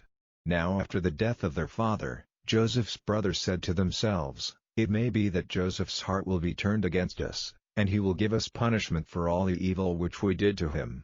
So they sent word to Joseph, saying, "Your father, before his death, gave us orders, saying, 'You are to say to Joseph, let the wrongdoing of your brothers be overlooked, and the evil they did to you. Now, if it is your pleasure, let the sin of the servants of your father's God have forgiveness.'" And at these words, Joseph was overcome with weeping.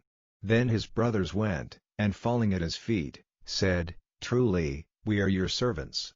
And Joseph said, "Have no fear, am I in the place of God? As for you, it was in your mind to do me evil, but God has given a happy outcome, the salvation of numbers of people, as you see today. So now, have no fear, for I will take care of you and your little ones." So he gave them comfort with kind words. Now Joseph and all his father's family went on living in Egypt, and the years of Joseph's life were 110.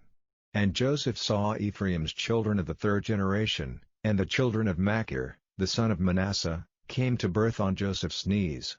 Then Joseph said to his brothers, "The time of my death has come, but God will keep you in mind and take you out of this land into the land which he gave by his oath to Abraham and Isaac and Jacob." Then Joseph made the children of Israel take an oath, saying, "God will certainly give effect to his word, and you are to take my bones away from here." So Joseph came to his death, being 110 years old, and they made his body ready, and he was put in a chest in Egypt.